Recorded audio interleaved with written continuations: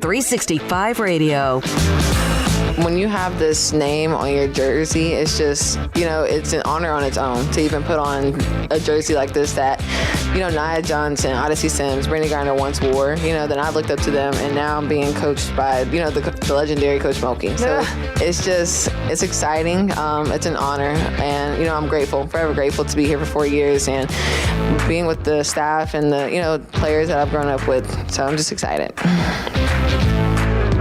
SicEm365 Radio is presented by IdealMRI.com. High-quality MRIs for $497 or less. IdealMRI.com. Your health is important, so is your budget. Another shot fake. And the drive and the layup. And one for Jared Butler. The 3 o'clock hour is sponsored by Waco Custom Marketplace. Meats, sweets, Texas treats, and a cut above the rest. 425 Lake Air Drive, Waco. If you can't come in and put work in the building, go out to the practice field and work hard, do your lifts and do what you're supposed to do, you should not be here. This is a job. We are getting paid a whole lot of money. There are a lot of people that watch us and invest their time and their money into buying our jerseys and buying a whole bunch of Now, here's David Smoak, Paul Catalina, and Craig Smoak.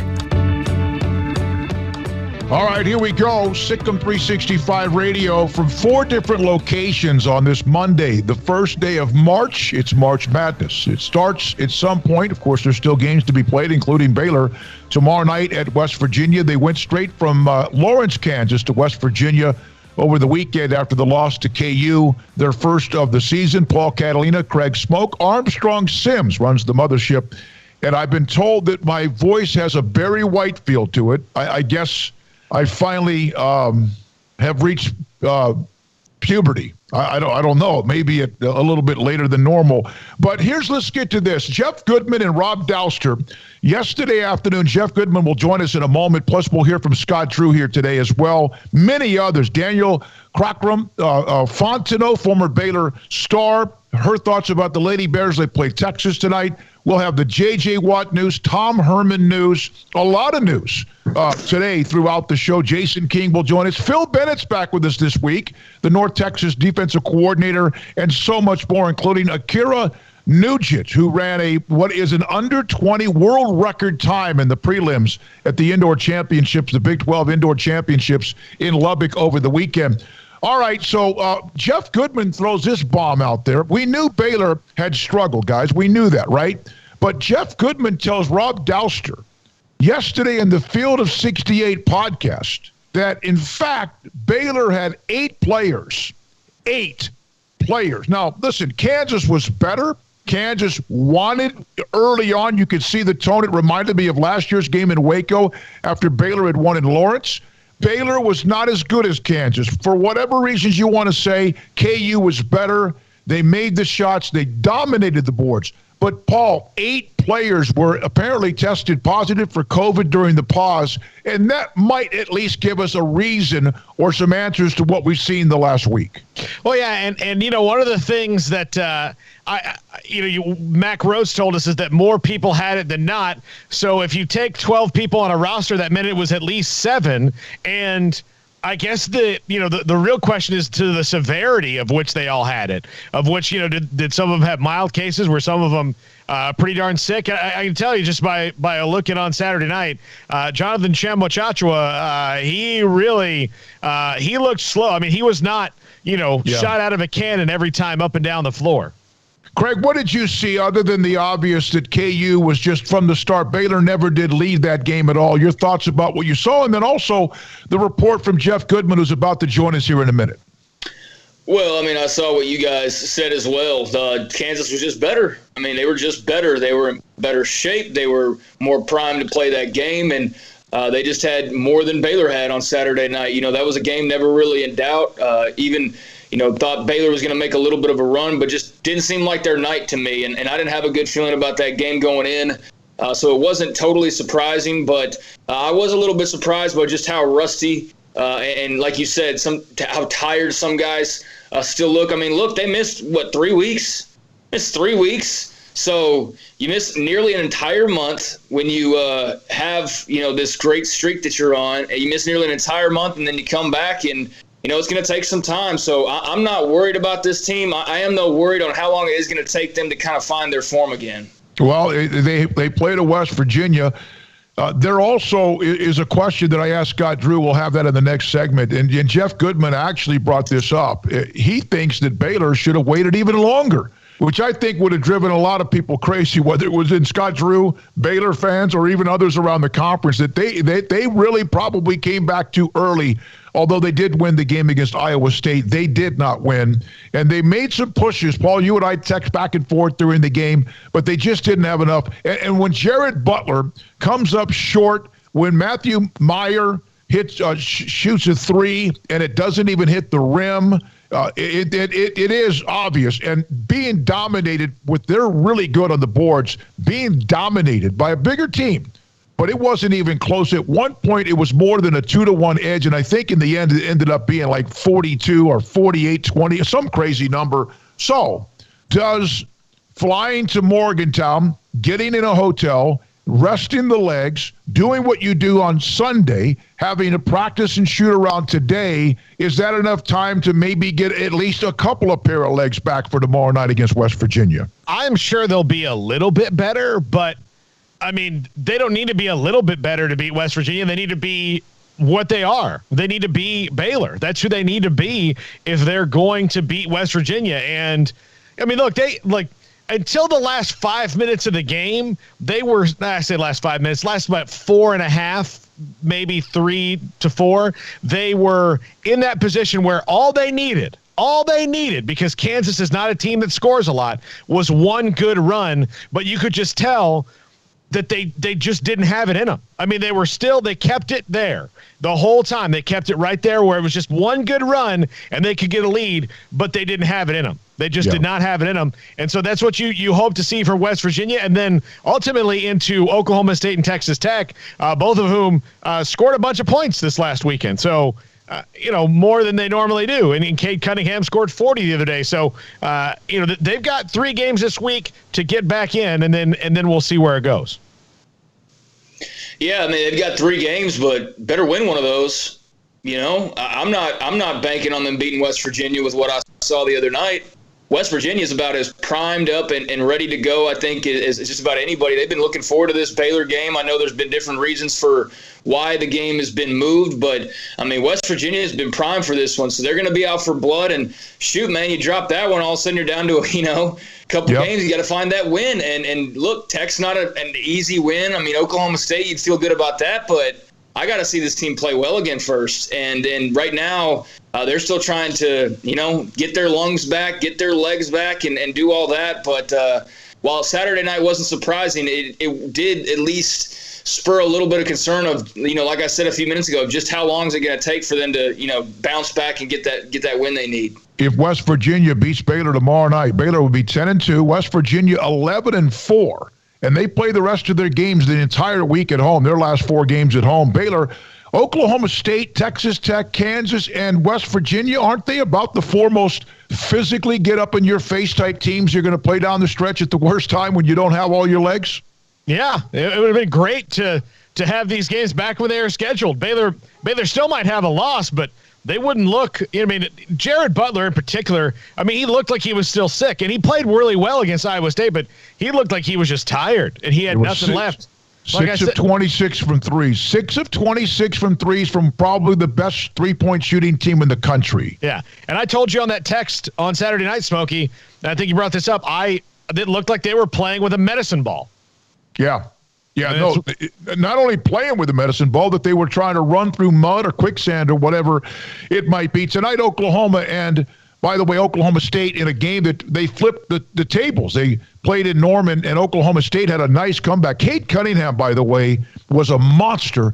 Think about this now, 40 points, 11 rebounds. He won every one of the Big 12 awards this week. He did not play in that game against Baylor the first time. Now, Baylor won by double digits, but he did not play in that game. He will be there Thursday when Baylor plays at home against Oklahoma State. So you couldn't, if someone said, do you think they'll win another game? You just think eventually they'll get something. But I'm not sold on what they're going to do. I don't know what to expect. And like Craig, I'm not sure what to expect in Morgantown as well because West Virginia is playing well. How about this? The top 25. Gonzaga 1, Michigan. You kind of saw this coming, even though they have a bad loss to Minnesota. Michigan now 2, Baylor is 3. Illinois is 4, Baylor beat them. Iowa is 5. 3 of the top 5 are in the Big Ten. So Michigan plays 4th-ranked Illinois, and Brad Underwood's got his team playing better. Baylor's 3. West Virginia is 6, and they're playing tomorrow night. So those 4 teams among the top 6 are going to play each other. Houston 9, Kansas 13, and then 15, 16, Texas, Oklahoma, Texas Tech at 18. So, man, tomorrow night's going to be interesting in the top, 6. And those number 1 seeds are up for grabs. Gonzaga's a number 1 seed. Michigan right now and Baylor are a number 1 seed. And then after that, it's a scratch and fight, claw, whatever. Baylor is in danger if they drop the game tomorrow night and don't win the last 2 of losing. Not only have got to be careful about losing grip on the Big 12, but losing the possibility of a number 1 seed. Would you guys agree if they don't win but one of the last 4, are they still a number 1 seed, even though people know what they're dealing with? Yeah, I don't think so. I think if you lost, 3 games in a row, you're not a number 1 seed anymore. You're number 2. So, it's not fair that, COVID's hit the world like it has, or they have to deal with it at this time. But, life's not fair. Again, I want to see this team win the Big 12 title. I want to see them as a 1 seed. But you want to talk about pissing a team off. If they wake up the morning of the selection show thinking they're going to be a number 1 and they're going to be a number 2 seed, I don't want to play them anyway, but I don't want to play them, especially when they're pissed off. If they don't win at least 2 of their last 4, they will not be. They have to win 2 of the last 4, and you got to tell me which one they're going to be, even though they play at home.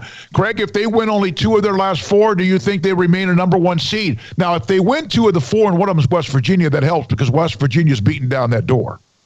Well, who's the 4? Because they play West Virginia, Oklahoma, and Oklahoma State and Texas Tech. Who's the 4? Well, I'm looking back at counting the game with Kansas as well. If you win 2 of your last 4, and it means 2 of your last 3, whether it's West Virginia, Oklahoma State, or Texas Tech. I think if you win 2 out of your last 3, then you are still a number 1 seed. You'd be the Big 12 champion. I think people would be willing to take into account and can see very clearly, like on Saturday against Kansas or the game prior against Iowa State when they first came back. I think you can clearly see that this is a team that's just not faring well health-wise right now. It's not a matter of them not being a good team, but you can only give them the benefit of the doubt for so long. So you miss a month of time, you come back, you eke out a win over Iowa State, you lose convincingly to Kansas. I'm not feeling great about tomorrow night, like I said, so that boils it down to your last 2 games, and Oklahoma State, Texas Tech would love to play spoilers. So, yeah, you absolutely have to win the Big 12.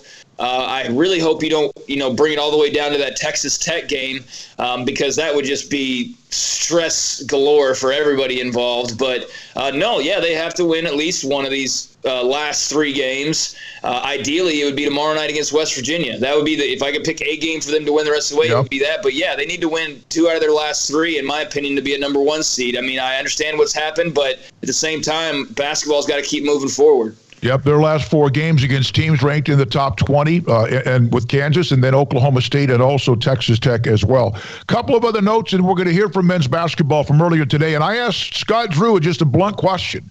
Did they come back too early? And we'll have that in just a second. We'll come back. Let's do that, and we're going to come back. Lady Bears play tonight against Texas. Daniel Crockram Fontenot will join us today. She'll be on the show at 4:45. There's a couple of college football notes. There's a note about J.J. Watt to the Cardinals. Dee Richards, a part of the Lieberman Award Final 5. And so we'll get into some of that as well. But, Paul, what do you want me to do here first? Let's hear from Scott Drew. Okay, this is from earlier today. We've been waiting to hear from the team. Flagler was a part of it. He, of course, has played well the 2 games back. But here's a couple of comments from Scott Drew as they get ready for West Virginia in Morgantown today. I know it was frustrating to be out as long as you were. Did you still have doubts about when you should come back? And do you feel like maybe you could have waited even longer, or was there a rush to get back? It's a good question. Hindsight will be 2020 because there's no guidelines, game plan. There's nobody that's been in this situation. And what I mean in this situation, I think, again, pauses all happen for different reasons. What I'm saying is with our pause and how it happened, what was involved, I think in the next time we have a pandemic, we'll have more knowledge that we can share with other people in making decisions. Hey, Coach, how do you deal with the frustration knowing that your team against Kansas obviously didn't perform to what they are capable of performing at, and it's because of the layoff and because of COVID? So how do you actually deal with that, as a coach?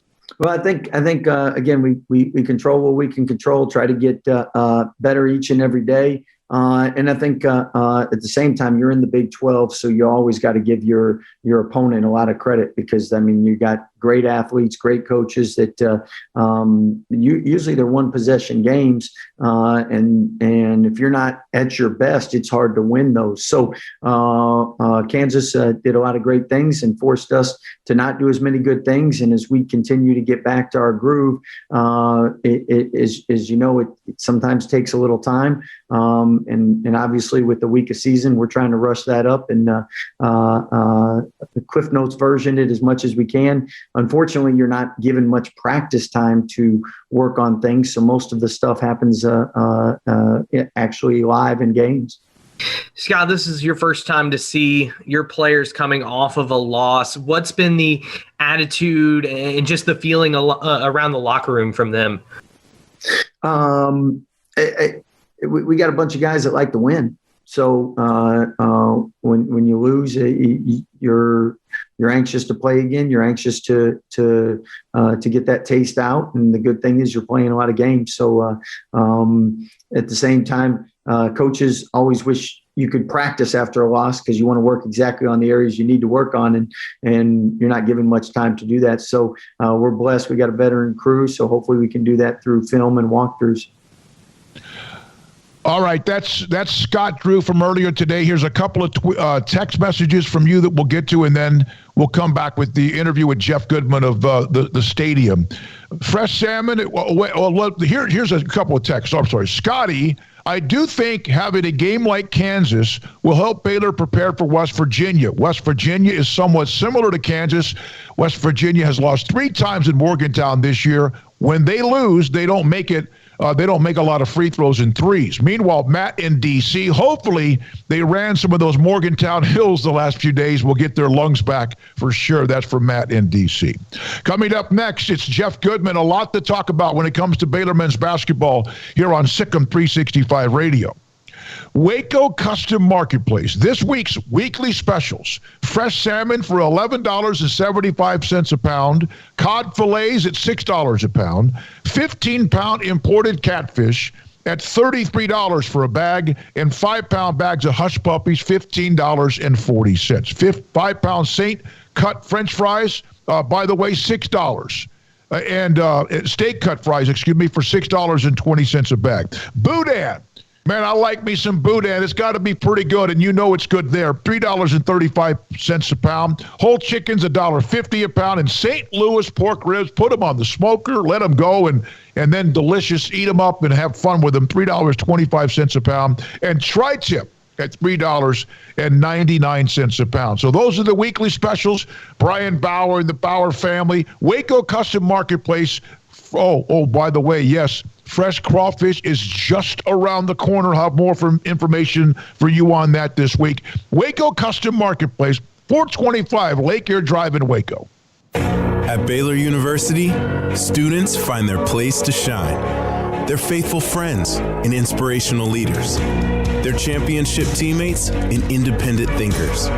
They're on the cutting edge of high tech and in the halls of history. If you want to make the world a brighter place, you can. And if you want to shine in your own way, you can. The spark you need is already inside you. Bring it to Baylor, where lights shine bright. Camille Johnson Realtors guide you seamlessly through the process of buying your dream home or selling your current one. Commercial, farm and ranch, or residential, Camille Johnson Realtors can smoothly and successfully lead you through any transaction. With a team of 28 experienced agents who are excited about serving you, Camille Johnson Realtors services the entire greater Waco area. If you're in the market to buy or sell, contact Camille Johnson Realtors, 104 Midway Center in Woodway, or find them online at www.camillejohnson.com. Camille Johnson Realtors, elegant, charming, warm. Welcome home. At Ideal MRI, we feel blessed to be a part of the Waco community. We're a small family business right here in Central Texas, and our goal is to bring down the cost of healthcare while maintaining high quality. At times like this, the cost of healthcare has never been more important, and unfortunately, significant illnesses and injuries still occur. That's why Ideal MRI is open and here to serve you through the difficult time. We offer premium MRIs just like a hospital with state-of-the-art technology and specialists, but you'll pay less. Sometimes thousands of dollars less, whether you're using insurance or not. At Ideal MRI, we accept most insurance and there are no hidden costs, even offering financing if that's needed. Everything included in the price, and you'll not get something as a surprise in the mail later on. If you need an MRI, ask your doctor about Ideal MRI. They'll know. You can schedule an appointment safely from home online in minutes at idealmri.com or give us a call, 833-IDEAL-MRI, idealmri.com. From the first workout to the last practice, sports is an incredible challenge. Hi, this is Dan Ingham with the First National Bank of Central Texas, and we're proud to support each athlete, every parent, and our educators. From families, small businesses, to the biggest industry, we're here to help. With remarkable products like First Free Checking, we've got banking ideas that fuel big dreams. The First National Bank of Central Texas. Familiar faces making local decisions. Member FDIC, Equal Housing Lender. Get the vehicle you've been dreaming about at the President's Day event at Allen Samuels. The 2020 Dodge Charger Sxt, ranked #1 in initial quality and driver appeal, has special values of $6,170 or 0% for 72 months, plus $3,000 in combo cash. The 2020 Dodge Charger is at the forefront of muscle car design. From the body to the wheels, it continues to impress. Visit the customer award-winning Allen Samuels, located at 201 West Loop 340 in Waco, to see the 2020 Dodge Charger Sxt. See dealer for details. All offers have credit requirements. In Texas, there's pea-size hail and baseball-size hail. Guess which one hit our house? We didn't even know where to begin, but we called our Texas Farm Bureau insurance agent, and he was so reassuring. He knew exactly what to do to get our house back into shape and our lives back to normal. Now, we're even more thankful for the roof over our heads. Stop by and see our agents at one of our 3 McLennan County locations. Coverage and discounts are subject to qualifications and policy terms and may vary by situation. Welcome back to SicEm365 Radio. The SicEm365 Radio Live Guest VIP Hotline is sponsored by Stonewood Dental. We are all in this together. All right, we're joined by Jeff Goodman, the stadium. He covers college basketball like a glove, like almost we could say Gary Payton played defense back in the day on SicEm365 Radio. So I'm listening to your podcast today and with Rob Douster about Saturday's games. And Baylor obviously looks like the balloon has been popped. They're dead-legged. Yeah. They can't play well. Something's going on. And then you throw the bombshell. 8 players tested positive for COVID during their 21-day delay? That is correct. So it's no wonder. I mean, obviously kids react differently to having COVID. So some might not have the same physical issues or whatnot coming back from it. But, think about it like this, too. For every day, this is what I've been told by talking to several people. For every day that you're out due to COVID protocols, this is not even with COVID, just you're out and you can't do anything legitimate. It takes about 1 day to get back, to get to 100%. So, like, for instance, if you're out for 14 days, you're not going to be back at 100% where you were until coming back, practicing, playing games, whatever. So, these people, and it was primarily Kansas fans that were coming at me last night, saying that I was making excuses. But, like, this Baylor team, come on, it's going to take a couple weeks here because, again, you had a bunch of them that had COVID. And even the ones who didn't, it's going to take time for them to get their legs back, to get their timing back, because they haven't been able to practice or play. You know, they obviously there's something missing, and you could tell it's a lot. I mean, they get crushed on the boards. First of all, Kansas has got some height, but does this affect, like Tuesday, West Virginia, a team that plays physical on the road? The Baylor struggled there. I mean, even Oklahoma State coming off their win, Tech, the way they grind at you. What do they have to do, in your opinion, and how much of what they've been through will be a decision maker on them as a number one seed? Because that used to be something that was locked up. Yeah, I mean, listen, to me, again, it's going to be interesting to see how they're judged by the committee members. You know, to me, one loss isn't going to affect them at Kansas. They're good with the number one seed, but if you start, continuing to falter down the stretch here, then they could lose the number one seed easily. I mean, because you can't make excuses for them forever. Right. You can make them for now, and it's legitimate, but ultimately you can't continue to lose. And I don't think they will. But, again, the Big 12 is no joke here. I mean, again, you got West Virginia coming up. This isn't like you're playing in the WCC. I know that Scott Drew was obviously he's frustrated. You know, Scott can make anything, the worst of situations, positive. Your thoughts about how he's handling this? I actually thought he screwed up. By bringing the team back too quickly. And listen, I admire him for doing this. I just felt like, honestly, you protect your seed in this case. And you tell the Big 12, we are not ready to play. We need more than this coming back from the pause. Our first day of practice was Sunday. We cannot play Tuesday. Now, again, they probably would have played against Kansas and lost anyway. But to me, they needed more practice time. I thought, honestly, Juwan Howard probably did it right. And they took their sweet-ass time, and they didn't play right away. They took about 9 days to be able to practice every single day before they played their first game. Now, Scott Drew is not one who can sit and, not do anything. So I think that's part of it with him. That's just kind of his mentality. We got to get out there. We got to play. We got to compete. We've been kind of locked down for 2 or 3 weeks, so we got to get out and play. But, I think in hindsight, he might regret it too. Maybe not, because, again, these kids want to play too. They do want to play, and that's part of it as a coach. You're trying to make sure you do right by the kids this year especially. Jeff, you know how good Jared Butler is, and the whole team has been sharp, elite, coming off the win with Texas before the pause. But to watch him struggle the way some guys are going to have a bad night, but he's never had like an entire night. To watch him right now, how tough is that? Yeah, you just feel bad because, again, like people are crushing him to me, and I'm like, that's not Jared Butler. That's not Jared Butler. So, like, you can say whatever you want to me. That wasn't Baylor that I saw last night. That wasn't Baylor Saturday night. Seriously. I mean, again, you can't convince me that was a Baylor team that I've seen all season long. So, again, I feel like people just aren't, some fans are, but most fans right now aren't understanding of the situations. And they think, like I have one fan hit me up with, well, their legs should be fresh because they only played 2 games in the last 25 days. I'm like, no, don't you understand? They weren't able to do everything. Their legs aren't fresh. They're not in game shape, and they're mentally probably not fresh either. It's just some people just don't care. Yeah, you can't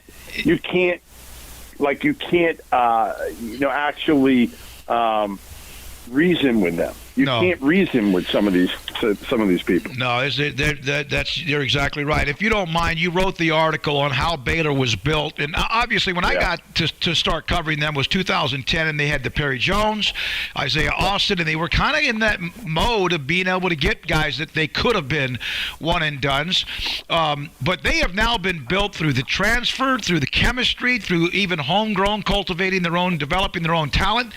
How impressive is it that they have now almost become a team that's built on experience and age? Here's what I'll say about doing that story, Dave.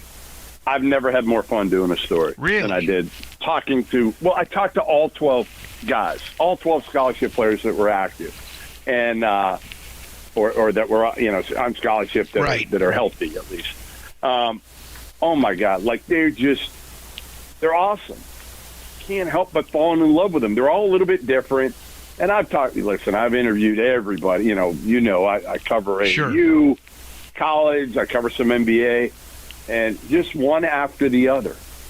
Jared Butler is like the sweetest kid in the world. Mm-hmm. Like, seriously, like the best. And he's such a good player. I've known Mace now for a while. Listen, to me, Meyer is always going to be like favorites because he did an interview with my daughter live. So like forever, I will be indebted to him because anybody who helps out your children, mm-hmm. That's it. But Mark Vital, I talked to him for 45 minutes. I'm telling you, I could have stayed on, and I think he could have stayed on with me for another 45, easy. And we were just BSing, and they're all different. But they're so much fun to be around and talk to. And I did them all over Zoom. And it's no wonder. I mean, you know their staff. Like, what do they recruit? Character is going to be important. They start there, and obviously Jonathan, tremendous. Flo, great kid. Flagler, I just fell in love with. I had never talked to him, and the best part of the Flagler one is they said, Jake has said, like we found Flagler on my transfer list. So I'm like, all right, that's cool. At least I helped build this Baylor team. I gave him like a hockey assist. I gave him a little bit of a hockey assist for this team. And years ago, if you ask Scott, I'm the one who kind of helped Brady Heslop get to Baylor because he was up here in my neck of the woods, and Scott called me when he was transferring. I was like, yes, take Brady Heslop. He's an elite shooter. Man, is he ever. In fact, we had him on a couple of weeks ago. He's now in the commercial real estate and investment business. He got out of basketball, but probably making a lot more money than you and I, right? Yeah, no question about it. Jeff, I know you got to run. We appreciate your time. It will be interesting to see what Baylor, how they can play. We see an improvement, see it a little bit more kick, jump in their step at West Virginia. Know it's going to be a tough game, but one thing on the Big 12 title, the big picture is the tournament, but in the number one seed and all that. But how important is it to find a damn way to win a game and break that as well and get that Big 12 championship? And they've got 3 left that will not be easy. Yeah, I mean, the biggest thing, a lot of the players, when I was talking to them and asked them, hey, how hard was it for you guys last year to have the NCAA tournament taken away because you thought maybe you could win the whole thing? And a lot of them said to me, listen, it was harder in a way that we let the Big 12 title slip away. Yep. So we want to win the Big 12 title almost as much as we want to have a chance to win a national title. We have to win the Big 12 title. Jeff Goodman, again, the stadium and the field of 68. Jeff, thanks for your time. Have a great week. And SicEm365 Radio. At Marco's Pizza, get craveable pizza made the Italian way with dough made from scratch, an original sauce recipe, 3 fresh signature cheeses, and premium toppings you love, served hot and safe. Right now, you can get unlimited medium one-topping pizzas for just $6.99 each. Why stop at just one? Order with your app or at marcos.com for curbside, carryout, or delivery today. Marco's, pizza lovers get it.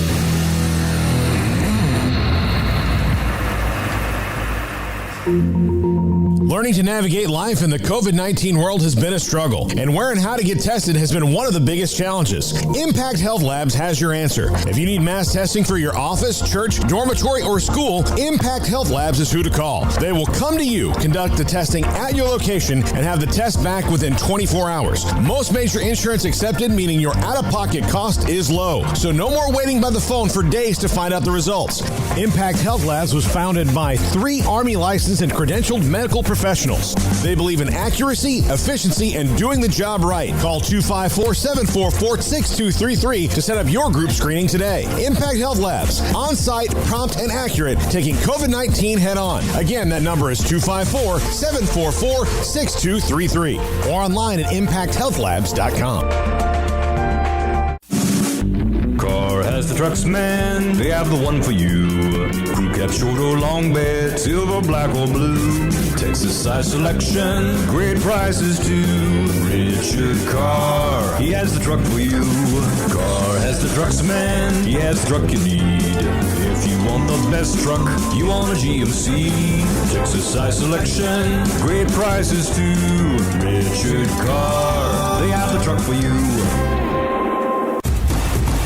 Hey, this is Bryce Petty, former starting quarterback and two-time Big 12 champion, and I know firsthand the importance of being in top shape both on and off the field. So listen up, men. If you're feeling beat down day in and day out and looking for that high-performance edge that separates the men from the boys, then look no further than the Petty Clinic Low T in Waco. Petty Clinic is a comprehensive men's healthcare clinic with an atmosphere catering to men. Board-certified Dr. Kent Petty has a special interest in offering the highest quality medical care to men of all ages. Some of the services offered include screening and treatment for low testosterone or thyroid, infertility, high blood pressure, diabetes, high cholesterol, sleep apnea, while offering comprehensive wellness exams and complete men's health lab panels. High performance men, remember, it's not just a Petty thing. This is Bryce Petty, encouraging you to reach out and Google search Petty Clinic Low T or go to pettycliniclowt.com and get your complimentary lab screening today. Boozers is the wedding ring store and more. If you're ready to get engaged or already married and want to upgrade your wife's ring for a special anniversary, Boozers is the place to go. With the largest selection of premier quality diamond engagement rings and wedding rings in Central Texas. They have 7 cases with over 300 styles of rings from top designers like Ncaa. Choose from yellow, white, or rose gold, plus beautiful top quality loose diamonds. With an in-house jeweler, they can also custom make anything you want. Bring in a picture or drawing and let Boozers create your one-of-a-kind pendant or ring. They can even use some of your old gold and diamond jewelry to create something new. At Boozers, you'll find a great selection of quality timepieces, and Boozers is the place for expert watch maintenance and repairs, too.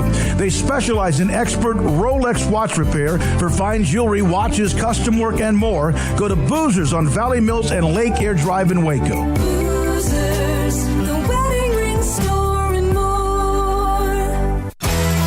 Welcome back to SicEm365 Radio. This segment on Baylor Athletics on SicEm365 Radio is brought to you by Richard Carr Buick GMC Cadillac, located at the Imperial Drive exit off Loop 340 in Waco. Proud supporters of all Baylor Athletics. Kira Nugent, she's a freshman for Baylor, and she was on fire this past weekend in Lubbock. She visits with us on SicEm365 Radio. What was your reaction when you saw the 791 in the prelims? Well, I was really surprised. It was like I couldn't believe what happened because I was like, I haven't really trained for like 2 weeks. And to come out to like run on a rehab program and to see that time, I was like really shocked and excited at the same time.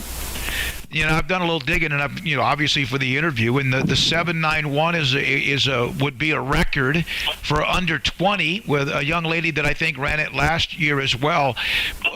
What does that mean to you? I know that there's, the fact that certain events don't have immediate drug testing, not that you would be worried about that, but what does that mean if that's the fastest 60 meters ever? Well, it really means a lot to me.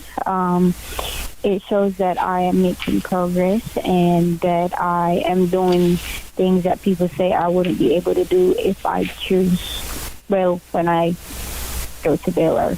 So I am actually proud of my performance with that one because it shows that no matter where you go, you'll always do good, but it's what you go there to do. And if you just trust the program and also the process, you'll actually have a great outcome. Did you know much about Tiffany McReynolds, who had a great run at Baylor as well? Did you know much about her when you came to Baylor?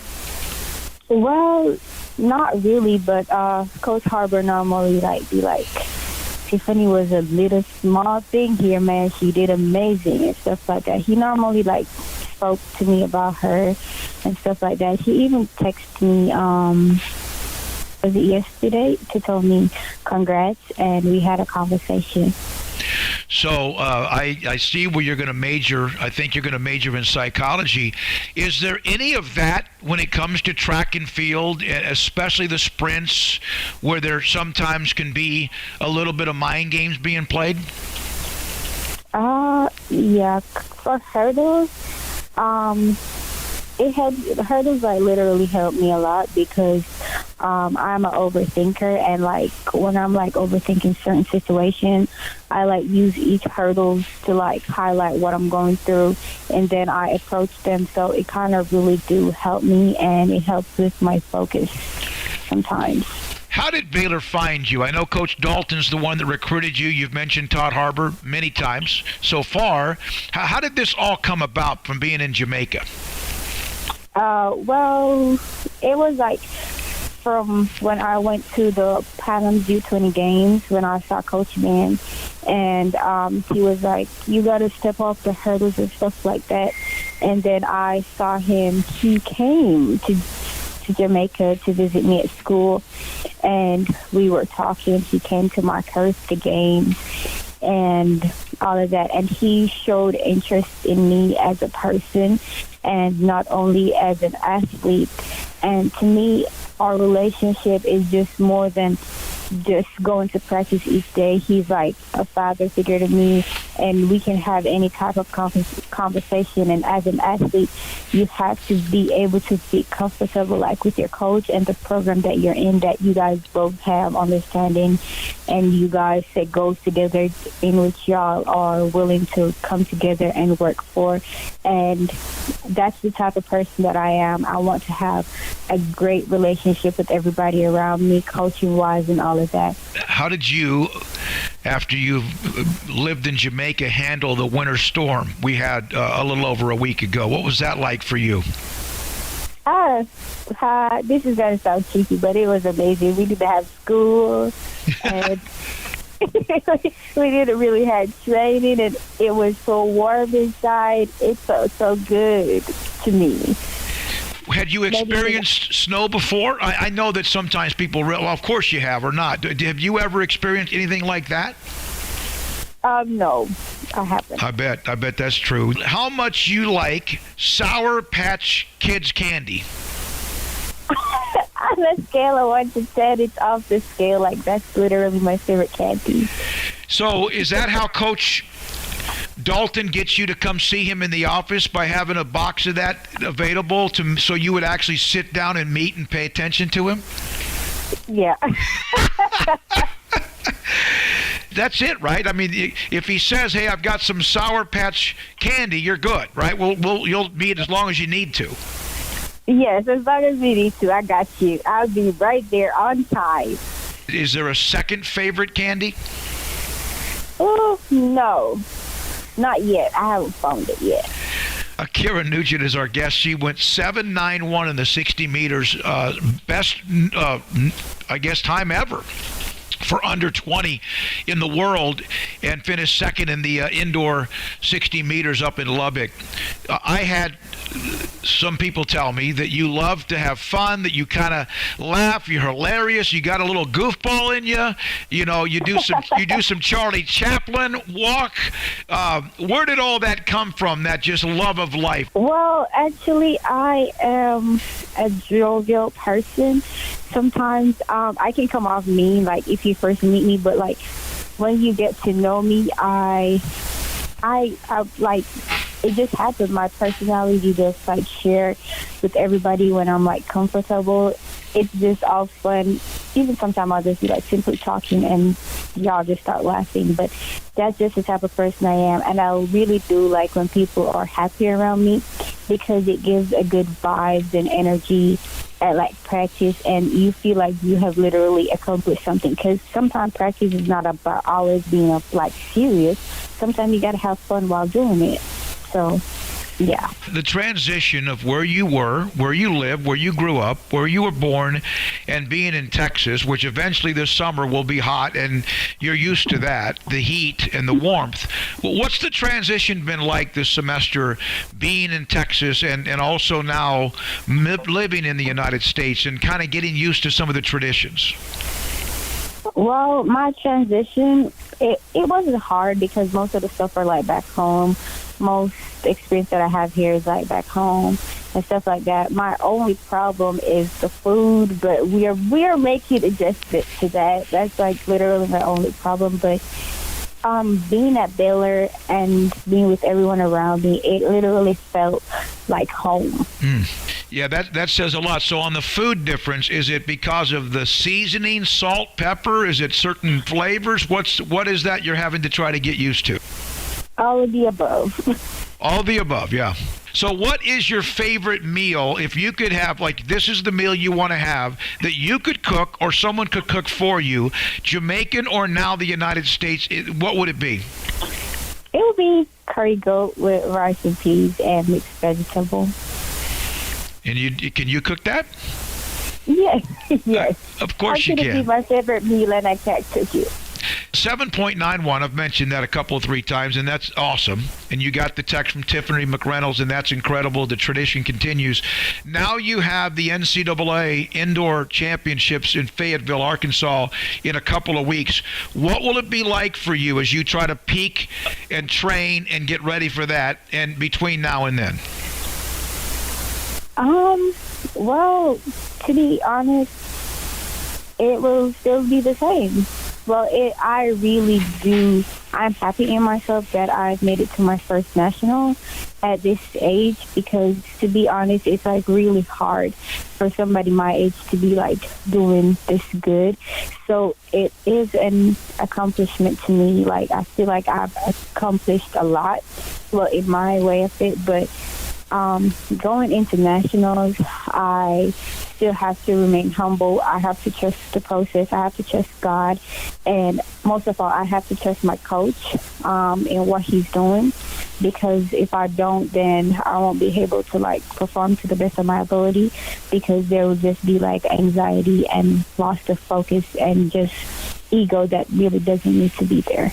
You are well-grounded for someone so young, for someone who's had to make the transition from Jamaica to the United States. Akira Nugent, thank you so much for your time. Congratulations. Good luck in the indoor championships at the NCAA. And hopefully if you can run that 7.91 or better, and then, of course, they can make it and validate it, that would be awesome. We really appreciate you. Have a great day. Thank you. Same to you. Akira Nugent from Jamaica, Baylor Track and Field on SicEm365 Radio. All right, we're back now, and Craig Smoak joins me. Paul will join us in just a second. Craig Smoak, David Smoak, SicEm365 Radio. So imagine she runs, and for those that maybe didn't catch this, on Friday, Akira Nugent ran a 7.91 in the 60 meters in the hurdles. That is the fastest time ever, tied for the fastest time ever for anyone under the age of 20 years old. And yet it doesn't count as a world record because it was not an event in which they had immediate drug testing. She was not worried about the drug testing. I talked to her about that during the interview. But if it would have been in another event where there was drug testing, then it counts as a world record. Craig, how frustrating would that be to run that, and yet because it's not an event like the one will be in Fayetteville, Arkansas in 2 weeks, it doesn't count? Well, I mean, I imagine it's a little bit frustrating, but at the same time, you knew that going in, right? You knew it was going to be that type of event. So it's, from my standpoint, yeah, that kind of sucks, and you'd like to have that record, but she'll have an opportunity here in a couple of weeks, from what you're saying, to actually do that officially. So she knows she can do it. And now it's just a matter of doing it at the right event to where, you know, it goes down in the record books. But cool story and great performance, obviously, and very deserving to have a little bit of time on this show and get some spotlight.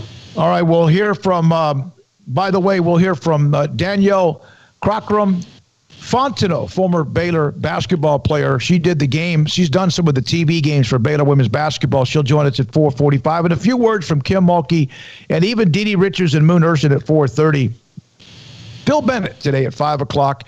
Much more to come. Let's do a couple of football notes, Craig. I saw where Tom Herman has been hired by the Chicago Bears, and he will be an offensive analyst and special projects coach. So the former UT head coach lands in the NFL.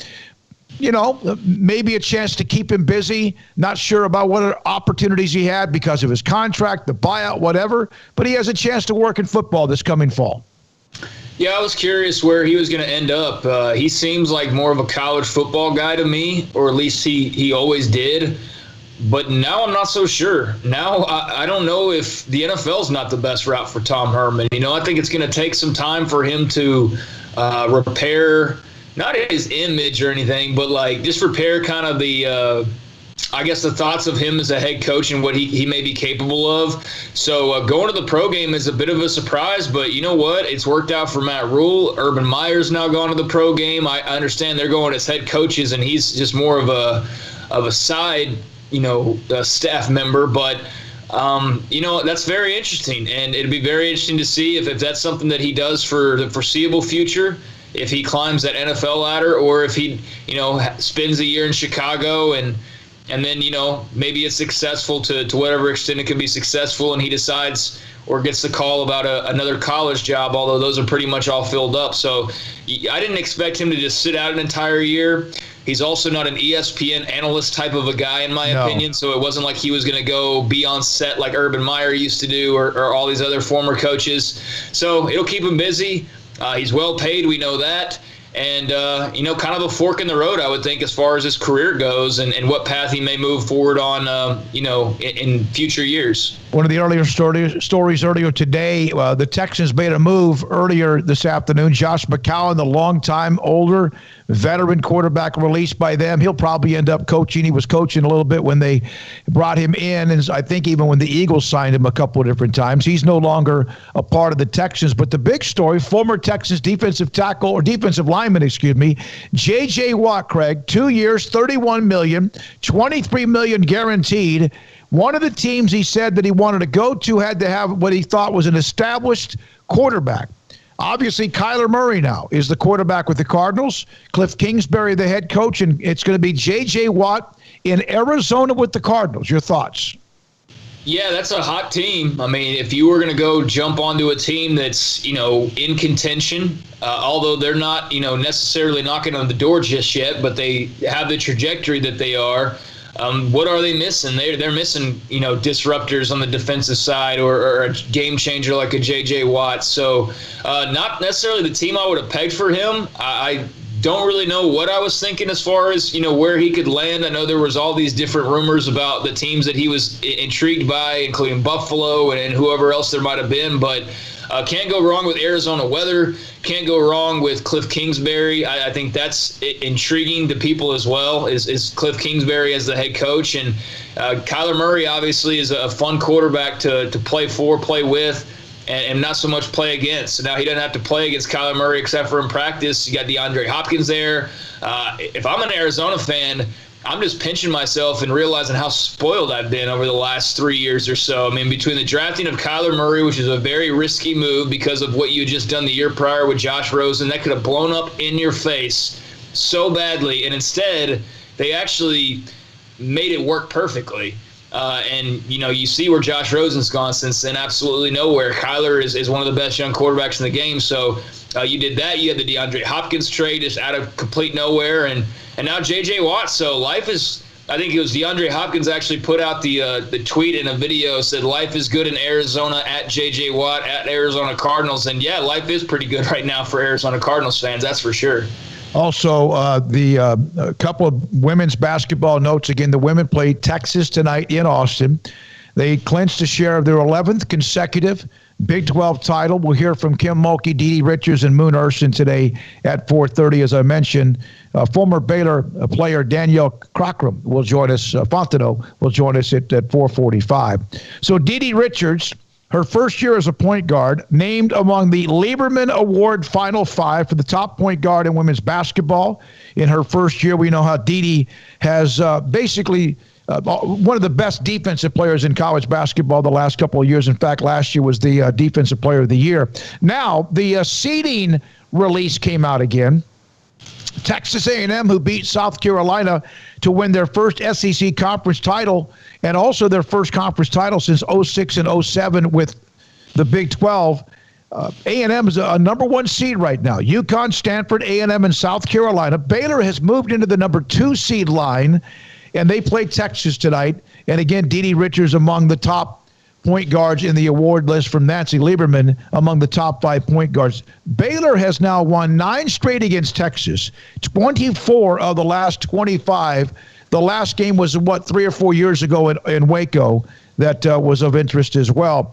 Now, Craig, Alan Bowman, Texas Tech quarterback, is transferring to Michigan.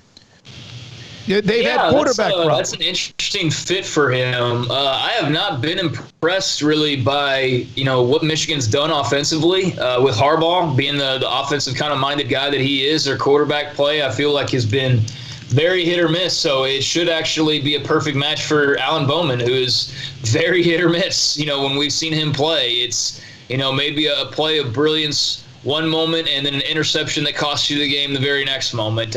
He's just kind of been that way his career. But, as far as a grad transfer, I think Michigan's a great opportunity for him because, so many of those guys go into that market and, he's very fortunate he's ended up at Michigan and not like, with all due respect, Sam Houston State or somewhere like that. There's not like he did anything in Lubbock to make you go, oh, wow, we got to go get this guy.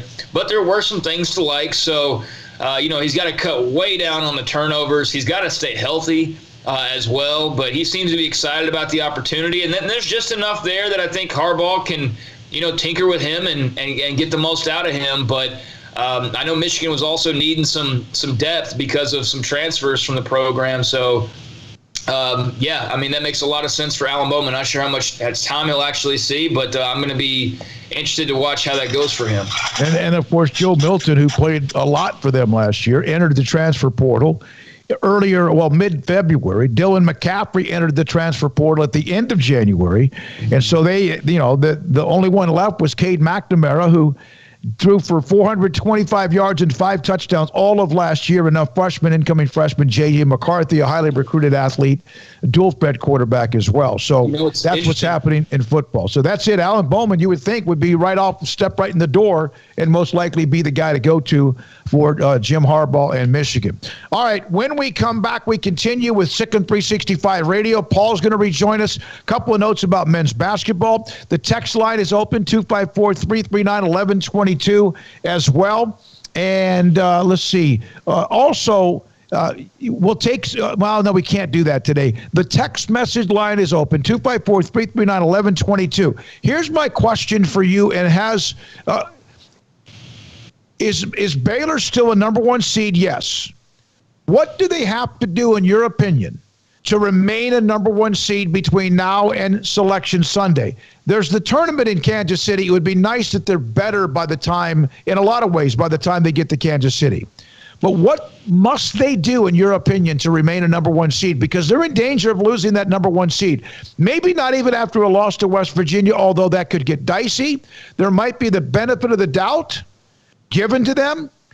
But what must they do, in your opinion, to remain a number 1 seed? And, man, they just need to win one of the 3 games. Craig, it doesn't look that easy, does it, to win one of the next 3 games, to win the Big 12 title that everyone has been talking about. And the players, that's what they want. Yes, the big picture, they want to win a piece and also outright Big 12 title. They have to win. They have to go out and grab it. It used to be a foregone conclusion, not so much anymore. No, it's definitely not. I was going to make one other mention about the Alan Bowman story that's of interest. Is Michigan's already had 3 spring practices of their 15. So that's kind of interesting that they've already gotten started up and he's just now joining. So that's a bit strange, but on the Baylor basketball side of things, I don't give a dadgum about their seeding right now. I mean, perfectly honest with you, I'm interested in what other people have to say. I'm interested in others' opinions, but for me, win a game and win the Big 12. That's all that matters right now. If you don't win the Big 12 with the way this year has been set up and how in control you've been, I don't care if it was because of COVID. I don't care if it was because of natural disaster. I don't care if it was because God himself came down from the heavens. I mean, that would be disastrous if they don't win the Big 12, in my opinion, with as much of a lead as they've had, as much control as they've had. So number 1 seed, number 2 seed, number 3 seed. If they win the Big 12, I think they're a number 1 seed. But they got to win the Big 12. Anything other than that, I think, is just a massive disappointment given the way this year has played out. All right, Craig Smoak, Paul Catalina will rejoin us. Armstrong Sims runs the mothership. David Smoak, SicEm365 Radio. The 4 o'clock hour is next. Ideal MRI. Ideal MRI can help you save hundreds and maybe thousands of dollars the next time you need an MRI. hundreds and maybe thousands of dollars the next time you need an MRI. If you have something that may be more than torn, something that's more than pulled, something that is absolutely like you shredded it, something that is really bad in your shoulder, maybe your neck, maybe a knee or possibly ankle or somewhere else, a muscle, Ideal MRI can help you make sure you know exactly. Your doctor will know exactly what's wrong with you and why you have pain that shuts you down, that doesn't allow you to function, and it's something that maybe keeps you from sleeping, and it just is more than just soreness. IdealMRI.com, located in the Central Texas Marketplace, off of I-35 when you take the Meridian exit, Loop 340 and Highway 6, right there on your right. State-of-the-art technology. State-of-the-art technology. The MRI machine is as good as it gets, and they have it. And, of course, you can also register and get set up for an appointment online at IdealMRI.com. Plus, when you get there, there will not be this annoying wait and wait. You walk through the front door, they're going to get to you. The Texan specialists are going to help you get through the process, and it's an incredible. I've been to some MRIs that have been torturous. This is as good as it gets, as smooth as it gets. Ideal MRI will then contact you, tell you what they see, show you what they found, and you can pass it on to your orthopedic surgeon as well or doctor. IdealMRI.com. We've sent the nomination forms to area high school counselors for the 11th annual Academic All-Stars team, and we will find 20 elite student athletes who excel in both academic and athletic competition from Central Texas high schools. Hello, everyone. This is David Smoak. Our title sponsor is Texas Farm Bureau Insurance, protecting Texans since 1952.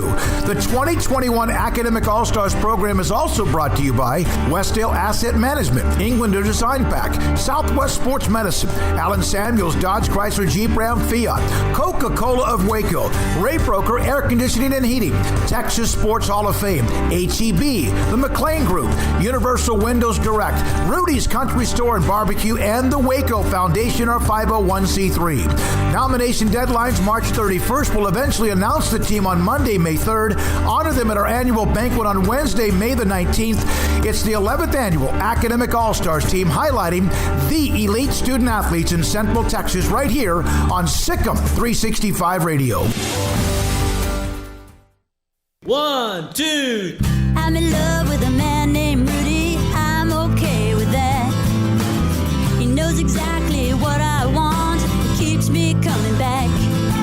Cooks breakfast, lunch, and dinner for me. Does the dishes too. I'm in love with a man named Rudy. Last name Barbecue. It sure is easy to fall in love with Rudy's Tasty Oak Smoked Barbecue. Next in line. One size fits all. That may be all right for an adjustable belt or cheap sunglasses, but when it comes to your financial needs, no one wants a one-size-fits-all strategy. Ben Erlinson, your Edward Jones financial advisor, knows that his most important goals are yours. That's why he takes the time to understand your needs, knowing you. That's how Edward Jones makes sense of investing. Ben Erlinson, 100 North 6th Street in Waco, 254-759-8533. Edward Jones, member SIPC. Riverbend Liquor and Wine has their easy-to-access drive-thru open and convenient and clean in-store location on the corner of Lakeshore Drive and North 19th Street in Waco. Riverbend Liquor has the best and most extensive variety of craft beer selections in Waco, and Balcones whiskey, including single malt, pot still, baby blue, rye, brimstone, and the all-new lineage in stock. Riverbend Liquor and Wine, family-owned and operated, and a hidden gem in Waco on Lakeshore Drive and 19th Street. And find out more on Facebook and Instagram.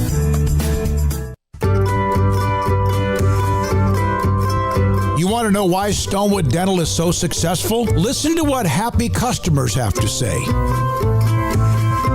Pleasant. It's different than any other dentist office. I really feel like they care. And it's not that you're here for 2 hours waiting on someone to take care of you. It's quick and easy, and I bring my kids, and my kids love being here too. They really love the treasure box.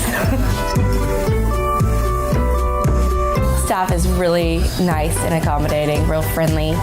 You feel more like home. It's not sterile looking. Everybody has their own personalized rooms with decorations and decor, and they'll even have a blanket for you when it's cold. I've recommended people to actually come here, and they are patients now. I really love it here. It feels like family. Learn more, stonewood-dental.com.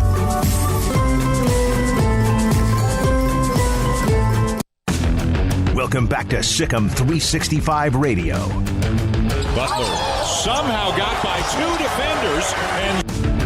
The 4 o'clock hour is sponsored by Boozer's Jewelers, the wedding ring store, specializing in custom jewelry and repair, all in-house. Now here's David Smoak, Paul Catalina, and Craig Smoak. All right, back this 4 o'clock hour. Armstrong, have the audio we had earlier from Scott Drew available that we had in the first hour for those of us, for those who did not hear that in the first hour, because, again, one of the stories that came out over the weekend was Jeff Goodman from the stadium reporting that he had been told as many as 8 players had tested positive from Baylor during the pause. And listen, I'm not using that as an excuse. Kansas was better Saturday. They were more physical Saturday. They won most of the 50-50 balls. They won most of the long rebounds. Yes, some of it, yes, is because Baylor is not where they were, or they don't have all their health or their legs and condition, whatever. But still, Oklahoma State didn't have Cade Cunningham. Did anyone sit there and say that shouldn't count? He scored 40 on Saturday against Oklahoma. They'll find him, and he'll find them on Thursday. But I get the frustrations of trying to downplay a loss. They lost the game. I never thought this team was going to run the table. Now, after they beat Texas in Austin to go to 18-0, it damn sure looked like they had a chance, because they had won every game in the conference, as we know, by 8 points or more. But Paul, I've kind of seen a lot of this, we're not, and I get it. That's part of the story. There's no question. But you have to find a way to still figure it out, whatever you're given, whatever circumstances you face. Yeah, you want us to stop talking about it? Then why don't you, beat West Virginia on Tuesday? If they can do that, which is going to be, it would be tough if they were at full strength. That's probably the, no offense to Kansas, but the second best team in the Big 12 is West Virginia, and has been all year. So, if that's what you're, that's what you can do, but it is part of it. Look, if this is part of the season, this is part of the season. Last year they ran out of gas at the end without COVID. They didn't play well at the end, and that's kind of been a bugaboo for some Scott Drew teams in the past, where they run out of gas at the end or whatever, and then pick it back up when the tournament starts. But what matters is the tournament. But really, they need to get this, I think, for their psyche, so that they don't go in to the postseason on a downer. They got to get this. They got to cut down some damn nets. They got to do that. Yeah, I mean, like I said a few minutes ago, it was Big 12 championship or bust. In my opinion, nothing else matters right now. The seeding, the tournament, your bracket, none of that matters. You got to win a game in these next 3 games and win that Big 12 title. And, I mean, let's face it, when are they going to have as good of a chance as they have this year to do that? I mean, all the things have been set up for them to win the Big 12 title this year, including Kansas not having a great year. To KU's credit, they've done nothing but just get better every week and kept battling away. And now, like we mentioned the opposing fans, and, I heard Jeff Goodman talk about, they just don't get it, or they don't want to get it and all that. But, look, if I'm a KU fan or a West Virginia fan, and I'm seeing how well my team's playing, and I'm looking across and I'm seeing that this other team's not even playing at all for 3 weeks, while we're just going out and getting win after win after win for the most part, and then we turn around, in Kansas' case, and beat that team, there's a lot of confidence on the KU and West Virginia side of things right now, and not so much on the Baylor side of things. And Oklahoma State, too. Oklahoma State's starting to get their act together, Yeah, Oklahoma State as well. So none of these 3 games remaining are gimmies. Not at all. I think the toughest one is tomorrow night. I think Oklahoma State with Cade Cunningham is going to be out to play spoiler. And then, God forbid you go into that Texas Tech game having to have a win, knowing how good they can be and how much they would love to play the party pooper for you. So, man, I never thought we'd be in this situation where they would even be, at this point, and it would be this close to happening or to not happening. But here they are. And I didn't like what I saw on Saturday as far as just how tired and kind of lethargic and how much more energy KU had. I don't know how much of a difference 3 days or so makes. We'll see that tomorrow night. But, man, I sure hope we see a better performance tomorrow night, because if not, then, yeah, things are going to get really dicey here in these last couple games. Yep, I agree. 48-28, the rebound edge. You could say a lot of that. Maybe he just didn't have any oomph, couldn't go up and get much. But the bottom line is a lot of that is just determination as well. 48-28, 6 of 26 from 3 points. That legs, yes, part of it as well. Here's the bottom line, and I agree now. And here's a couple of text messages that from Chris in Bend, Oregon. To keep the number 1 seed, they have to play West Virginia well, close, as in 2 to 4 points, and they have to win the last 2. They will be a number 2 seed if they win one of the next 3. I think they get beat convincingly. The rest of the regular season, they could drop even to a number 3 seed if they're not careful. I agree with Craig. We need the Big 12 title. It's more important than the seed. The Bears will either be ready for March or they won't, regardless of their seed. I think, and I do agree, Craig, I think, Paul and Craig, it would be devastating to be 10-0, to be ranked number 2 in the country, and even with what you faced, not win the title when it's a year when Kansas was knocked out of this very early. And a lot of people were taking shots at Kansas and Bill Self. A lot of Baylor fans were, see ya, don't want to be ya. And here we are. You look up. No matter what they've been presented with, if they don't win the Big 12 title, I don't know if that word failure is there, but I think it would be a horrible disappointment. Yeah, I agree. I think that this is now, the thing that's gonna kind of define this last stretch is if they do. And we've seen flashes of them playing well. Like, that's the thing that probably messes with your head. It would have probably been better off for people if they're not going to win the conference, if they're just to hit the wall straight up out of this and Kansas to blow them out the whole time. But they hung with Kansas until the last 5 minutes of the game. So it's there. It's there. That's how talented and good they are. But they are not the same team unless they're going full strength. Now, when they're full tilt and everybody is running full speed, there's not a team in the country that can really match them, that I've seen when it comes to athleticism and hustle and defense and all those things. But, you take out, especially against Kansas, where David McCormick is having a fantastic game, they really needed Everyday John there to be Everyday John, and his first game back from COVID. Well, that's not fair to ask anybody to do that, and he gave it his all. I'm sure he did, but you could tell he's not, because his mode is full speed the whole time, and he was at 3/4 speed at best the whole game. Yeah, I want to try to do something here, guys, if you don't want mine. We were going to have a Baylor assistant coach, but it didn't work out for us. What if we do kind of like a repeat in a way of the 3 o'clock hour for those joining us, of what Scott Drew today had to say, answering questions, and then Jeff Goodman again, because that is, to me, the 8 players testing positive is obviously still a story. Is that okay with you? Yeah, it's fine with me. Yeah. Greg, you good with that? Yeah, I think Jeff Goodman had a lot of good things to say. I think anytime we hear from Scott Drew, especially in this circumstance, it's good to hear what he has to say. He's obviously not panicking, as people will hear, but there's that little bit of doubt that I think has crept in for the very first time. I think that there were some concerns last week with just them getting back into action, and then fortunately you beat a bad Iowa State team, and people can say whatever they want, but that's a bad Iowa State team. And so you eke that one out. But now being handed your first loss, like, you would think in some ways it takes the pressure off, but I think the pressure is greater than ever now because you took that first loss, and now you can't really afford to take too many others. So, yeah, I think for people who may have missed those conversations, it'll be a bit enlightening. So, let's do it. All right, let's do this. Armstrong, if you don't mind, let's go. Do you have the Scott Drew audio available? Yes, we have. Let's do that one first. All right, we're going to do the Scott Drew from earlier today. He met with the media via Zoom in Morgantown. He's in Morgantown with a team, and they flew from Lawrence to Morgantown to try to save some time and also wear and tear.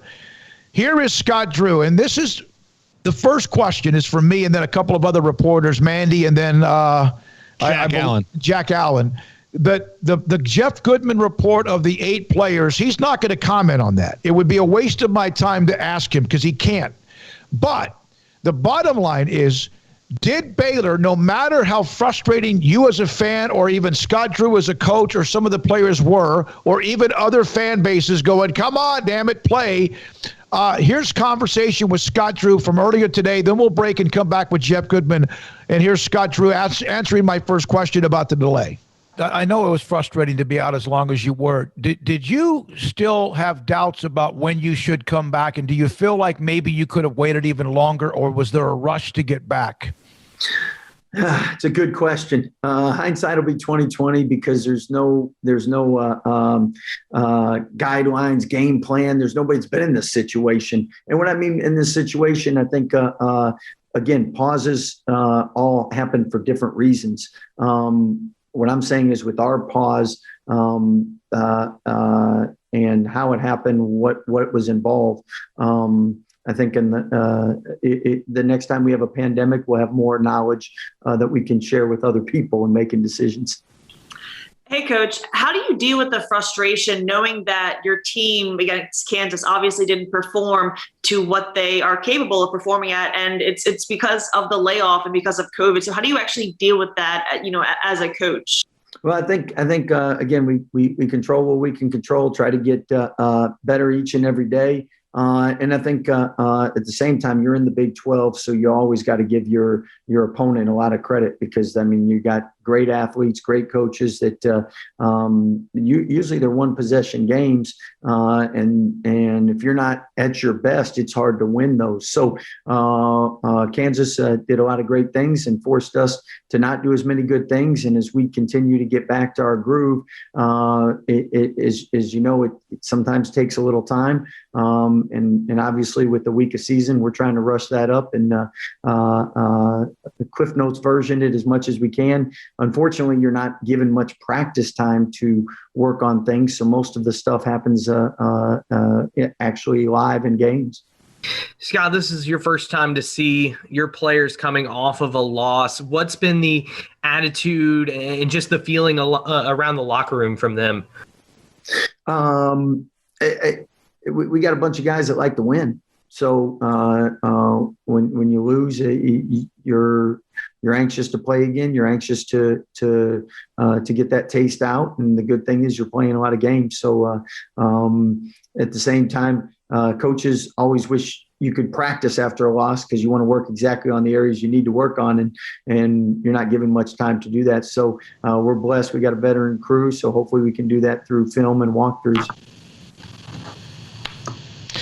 That is Scott Drew from earlier today. We had the media availability. Coming up in the next segment, we're actually going to re-rack Jeff Goodman, who has a lot of great stuff and a lot of info about what's going on with Baylor and what he's heard and how that Kansas game came to pass. That's coming up next on SicEm365 Radio.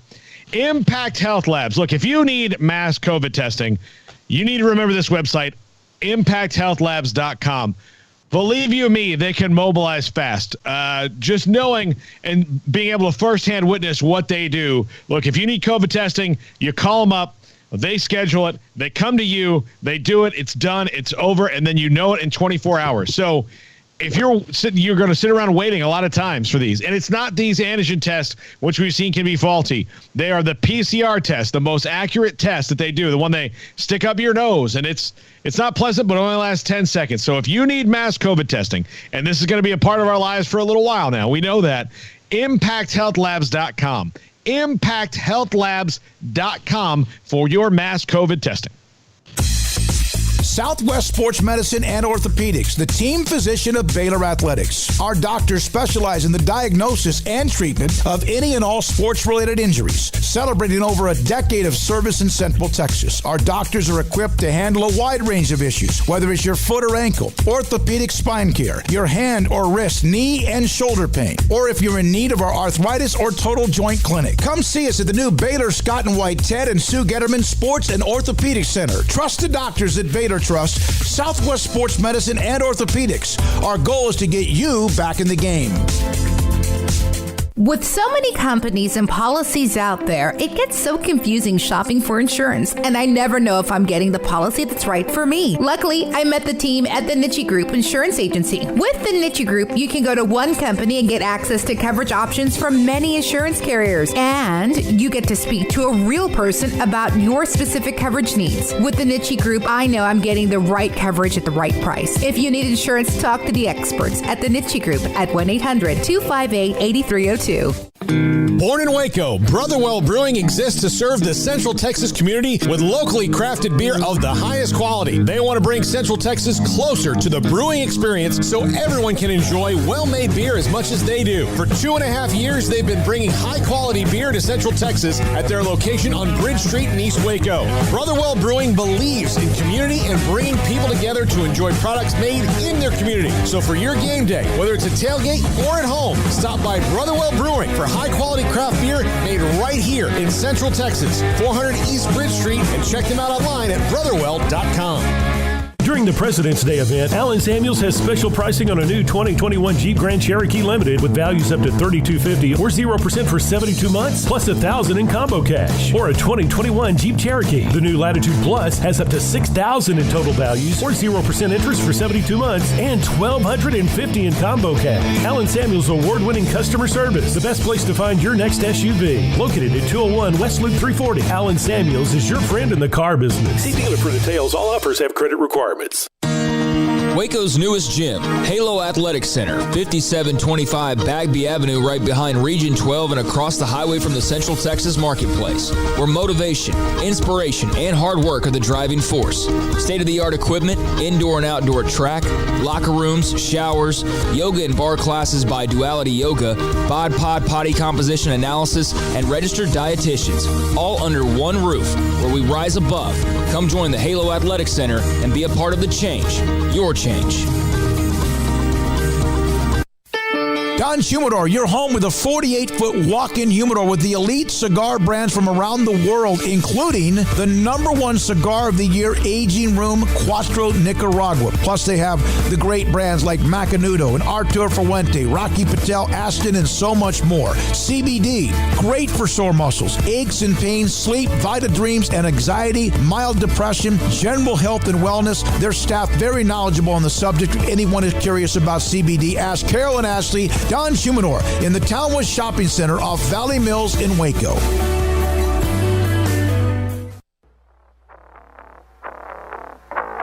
Welcome back to SicEm365 Radio. Have you downloaded the SicEm365 Radio app? Do it today on the App Store and Google Play.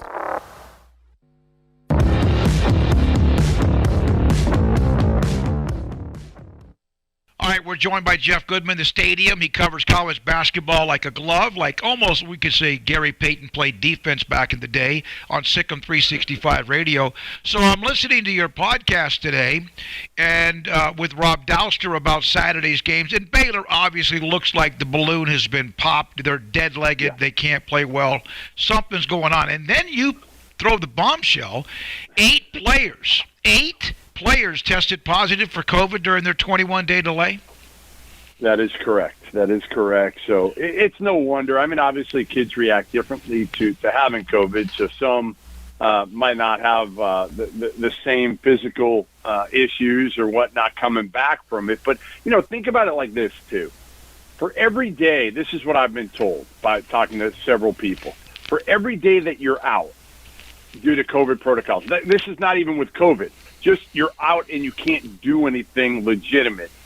It takes about 1 day to get back, to get to 100%. So, like, for instance, if you're out for 14 days, you're not going to be back at 100% where you were until coming back, practicing, playing games, whatever.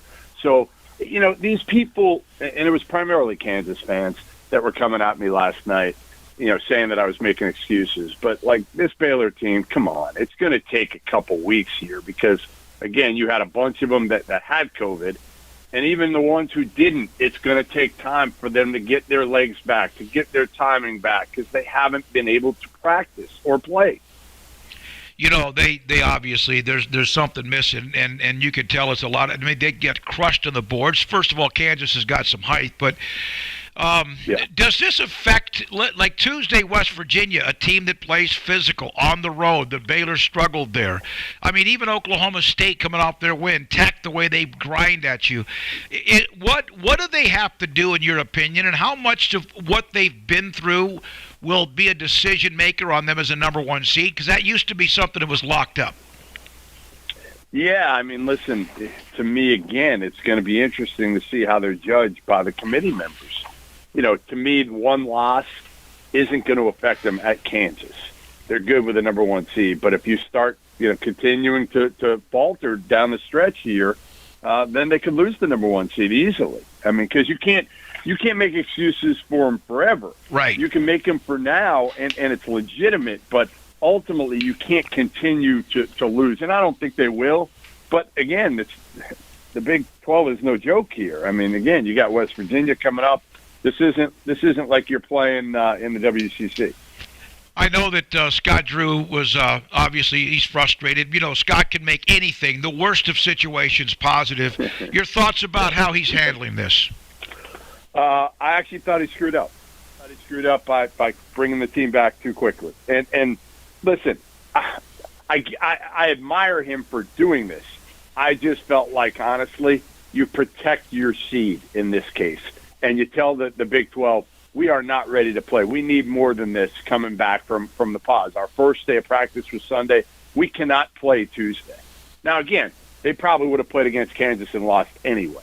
But to me, they needed more practice time. I thought, honestly, Juwan Howard probably did it right. And they took their sweet-ass time, and they didn't play right away. They took about 9 days to be able to practice every single day before they played their first game. Now, Scott Drew is not one who can sit and, not do anything.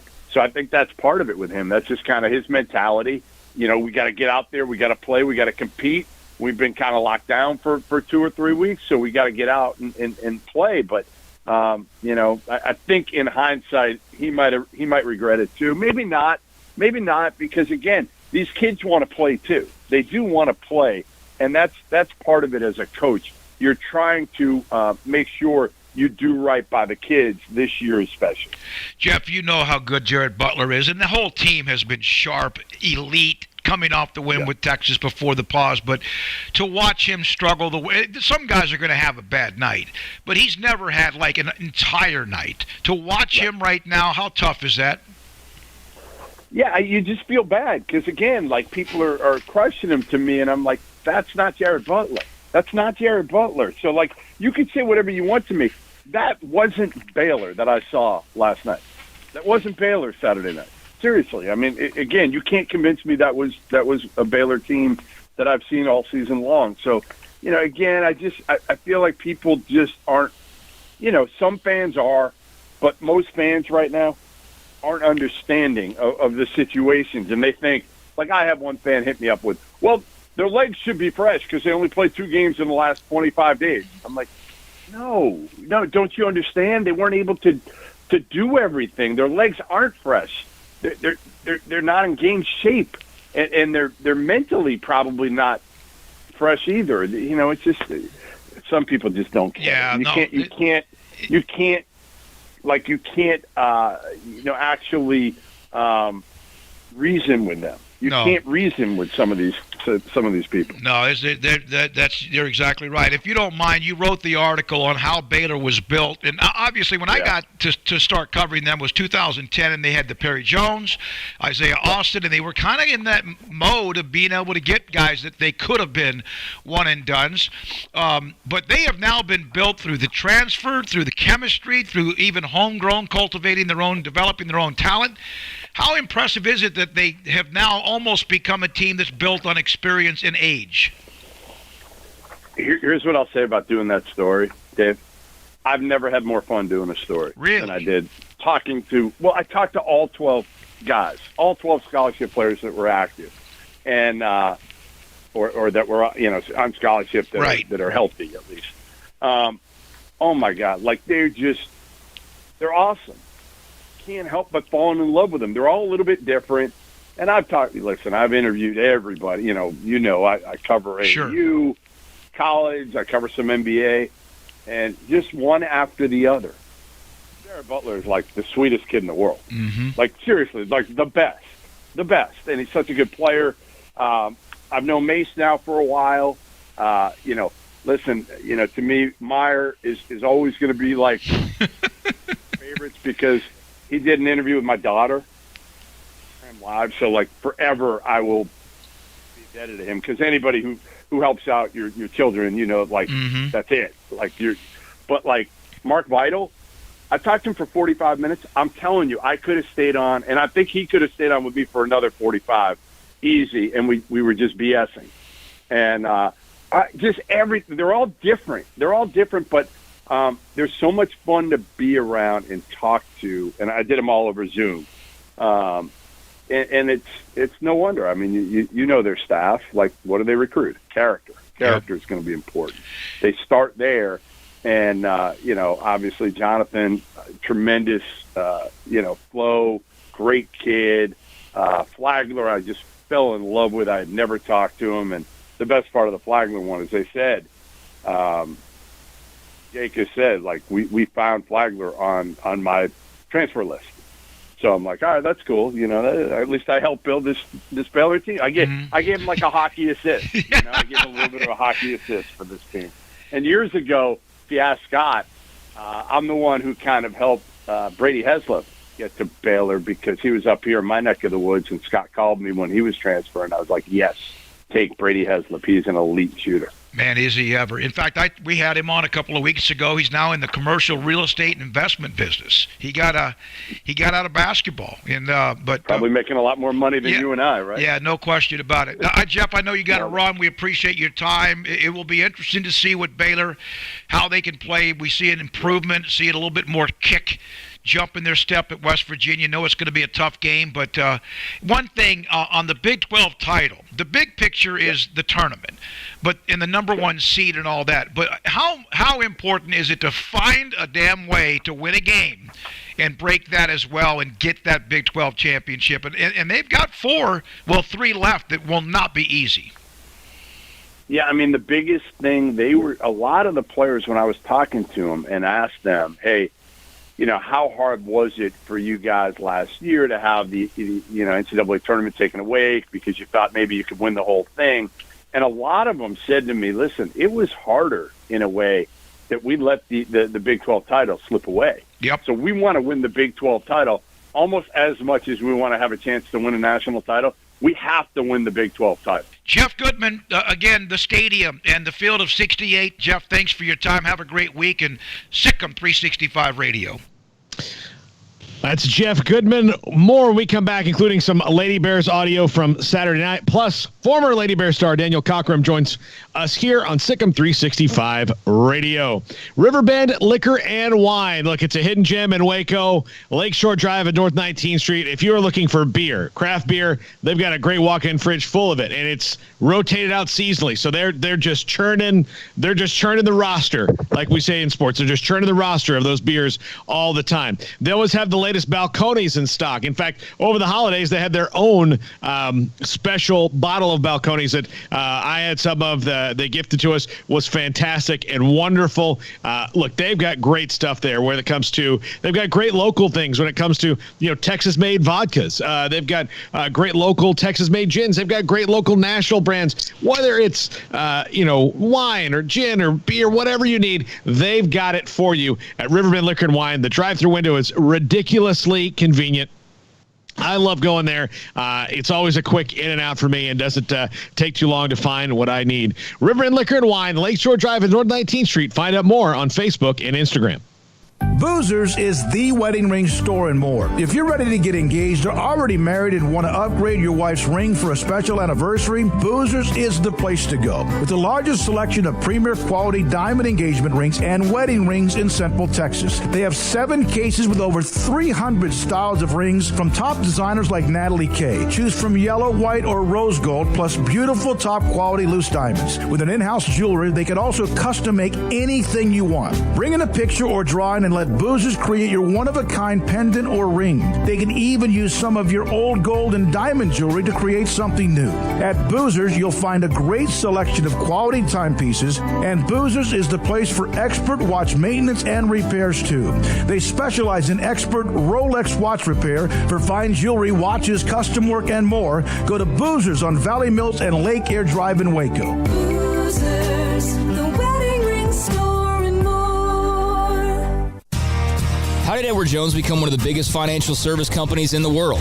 by not acting that way. Financial strategies, one-on-one advice, it's a big difference, and that's why Brad Wilson, your Edward Jones financial advisor, makes sense of investing. Experience the difference for yourself. Brad Wilson, 250 Sharon Drive in Woodway, 254-776-4337. Edward Jones, member SIPC.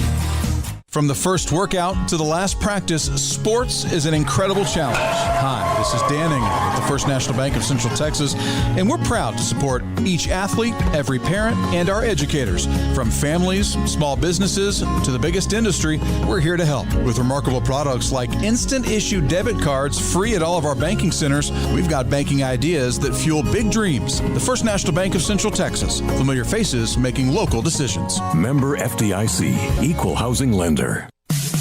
In the market for a quality metal building? Since 1943, Pioneer Steel and Pipe has helped Central Texas residential and commercial customers with metal building design, panel options, building components, and trim options. Pioneer Steel and Pipe's residential line is energy efficient, offers low maintenance, reduces insurance payments, is impact resistant, and carries up to a 45-year limited warranty. In addition, they can also help you find a metal building contractor for your project. Pioneer Steel and Pipe with locations in Waco and Bryan and at pioneersboys.com. At Baylor University, students can shine in their own way. Or should we say their own ways? Because there's no limit to the ways Baylor students make the world a brighter place. Whether they're leading a student organization or following a higher calling, getting advice from faculty, or taking part in world-class research, pursuing their dreams, or working toward their dream job, students find their place to shine at Baylor, where lights shine bright. Texas Farm Bureau Insurance has protected fellow Texans with auto, home, health, and life insurance since 1952. With more than 260,000 square miles of land and 27 million people, that's a lot to cover. Whether you're wrangling cattle or wrangling kids, we're proud to protect Texans in all Texan ways of life.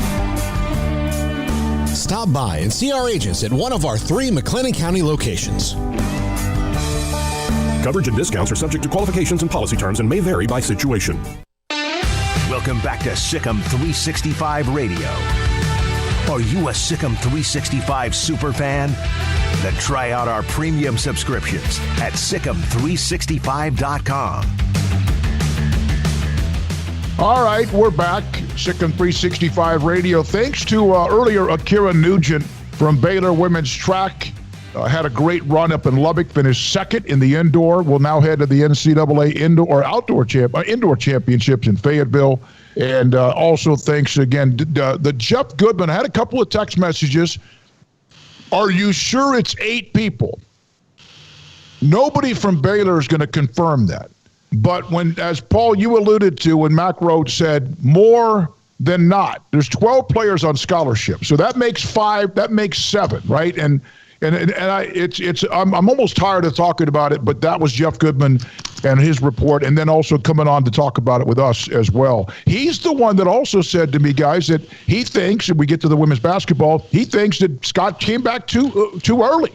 No matter some of the, discussion about they had to go out and play.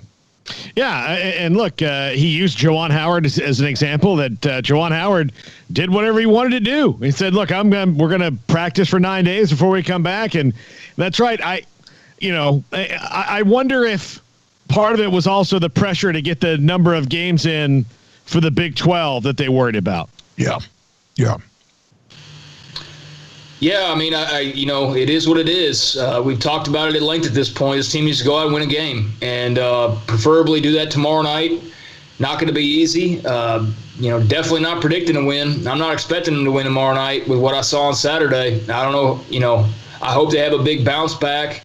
But, man, they just looked really tired. They looked really out of sorts in a way. So, we'll see. But I think they know the challenge that's in front of them, obviously, and they're probably ready to get back on the court. At least I would hope so after what we saw on Saturday night. So, again, just kind of a waiting game until this team takes the court again. Daniel Crockram Fontenot will join us here in just a second. She did the women's game as they clinched their 11th consecutive Big 12 title. They play Texas tonight in Austin. That game tips off as soon as we're off the air at 6 o'clock. Hey, don't forget that Baylor men's game tomorrow, I think, is at 4 o'clock, so we'll be able to kind of talk about it as the game goes on. But here's Kim Mulkey in the post game, and then a couple of players about what Baylor on their jersey in the front, on their chest, what does it mean, Kim Mulkey? Kim, you had that loss to Iowa State. You've had a couple of times when teams have made a run at you early in the year with a win. Rarely, because you've lost less than 10 games in a decade in the conference.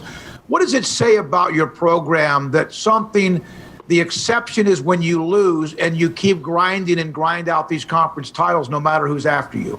Well, it's each team I evaluate on what they're capable of doing. Some of my teams, you could roll the ball out there and they'd win by 40 or 50 in the first half.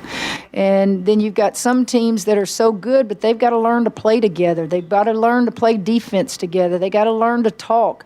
And that happens when you have seniors leave, when you have freshmen come in. You just have to evaluate each team.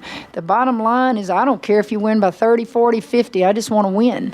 Losses happen along the way. Sometimes they're unexpected. And but also I've coached long enough to know we've won games that weren't expected too. So we've built a program here that you hope will continue. Seniors leave, freshmen get older. This one continues on down the road, and that's how you keep it going. It's hard to do, Smoak. Let's be honest. It's hard to do on the NCAA level now because of transfers. You know, the transfer portal is basically free agency now. Kids that you invest in to be in your program for 4 or 5 years, they can just walk out the door tomorrow. Well, here's the kicker. We can't get rid of them. We're required to keep them now, right? So where's the balance in that, really? A kid can come in here and say, I didn't get enough playing time, I'm out of here. Well, what if by her junior year, I can't get rid of a kid, can I? I wouldn't want to do that. But the point is, that's changed the whole complexion of college basketball. And you guys watch in the NCAA tournament, teams we love, both on the men's and women's side, you're going to see those transfer teams that have a lot of transfers on them.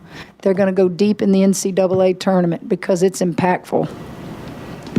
That's what makes me proud, is that we can still recruit the high school players and mix in a transfer every now and then. But you're going to see teams that are just basically full of transfers, and we've got to deal with it now. It's the way the rules are. Dee or Moon, either one of you, what does the Baylor across your jersey, on the front of your jersey, mean to you now that you've been through this program as long as you have? It's just hard work, blood, sweat, and tears, and we all contributed to this, to these last 4 titles. So to be able to say that, to come to a program that was already so elite, and just to continue to build on that, the name across the jersey is a lot more than one player.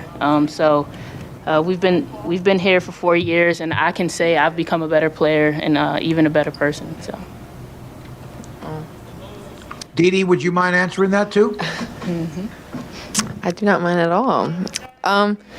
Definitely, just to piggyback off what Moon said, when you have this name on your jersey, it's just, it's an honor on its own to even put on a jersey like this that, Ncaa Johnson, Odyssey Sims, Brittany Garner once wore, then I looked up to them, and now I'm being coached by, the legendary Coach Mulkey. So it's exciting. It's an honor. And, I'm grateful, forever grateful to be here for 4 years and being with the staff and the, players that I've grown up with. So I'm just excited.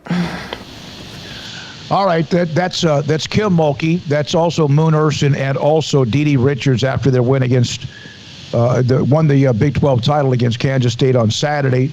Daniel Crockram Fontenot, former Baylor star and also television broadcaster. She was there for the game on Saturday, and she's done some Lady Bears games on television. She joins us now with Paul, Catalina, Craig, and David Smoak on SicEm365 Radio. Danielle, thanks for your time. We appreciate it. You've now seen Baylor. You know the standard. You were a part of helping set the table for that.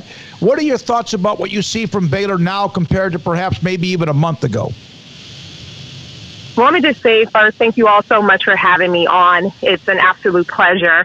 And I was trying to think about, like, what words could I use to describe what I felt this past Saturday, just watching them clinch a share of their 11th consecutive Big 12 conference championship. And all I could say, there were no words, but there were a lot of emotions and feeling as I stood on the court and watched them celebrate that victory. And the best way I can describe it is surreal. It's a very surreal feeling.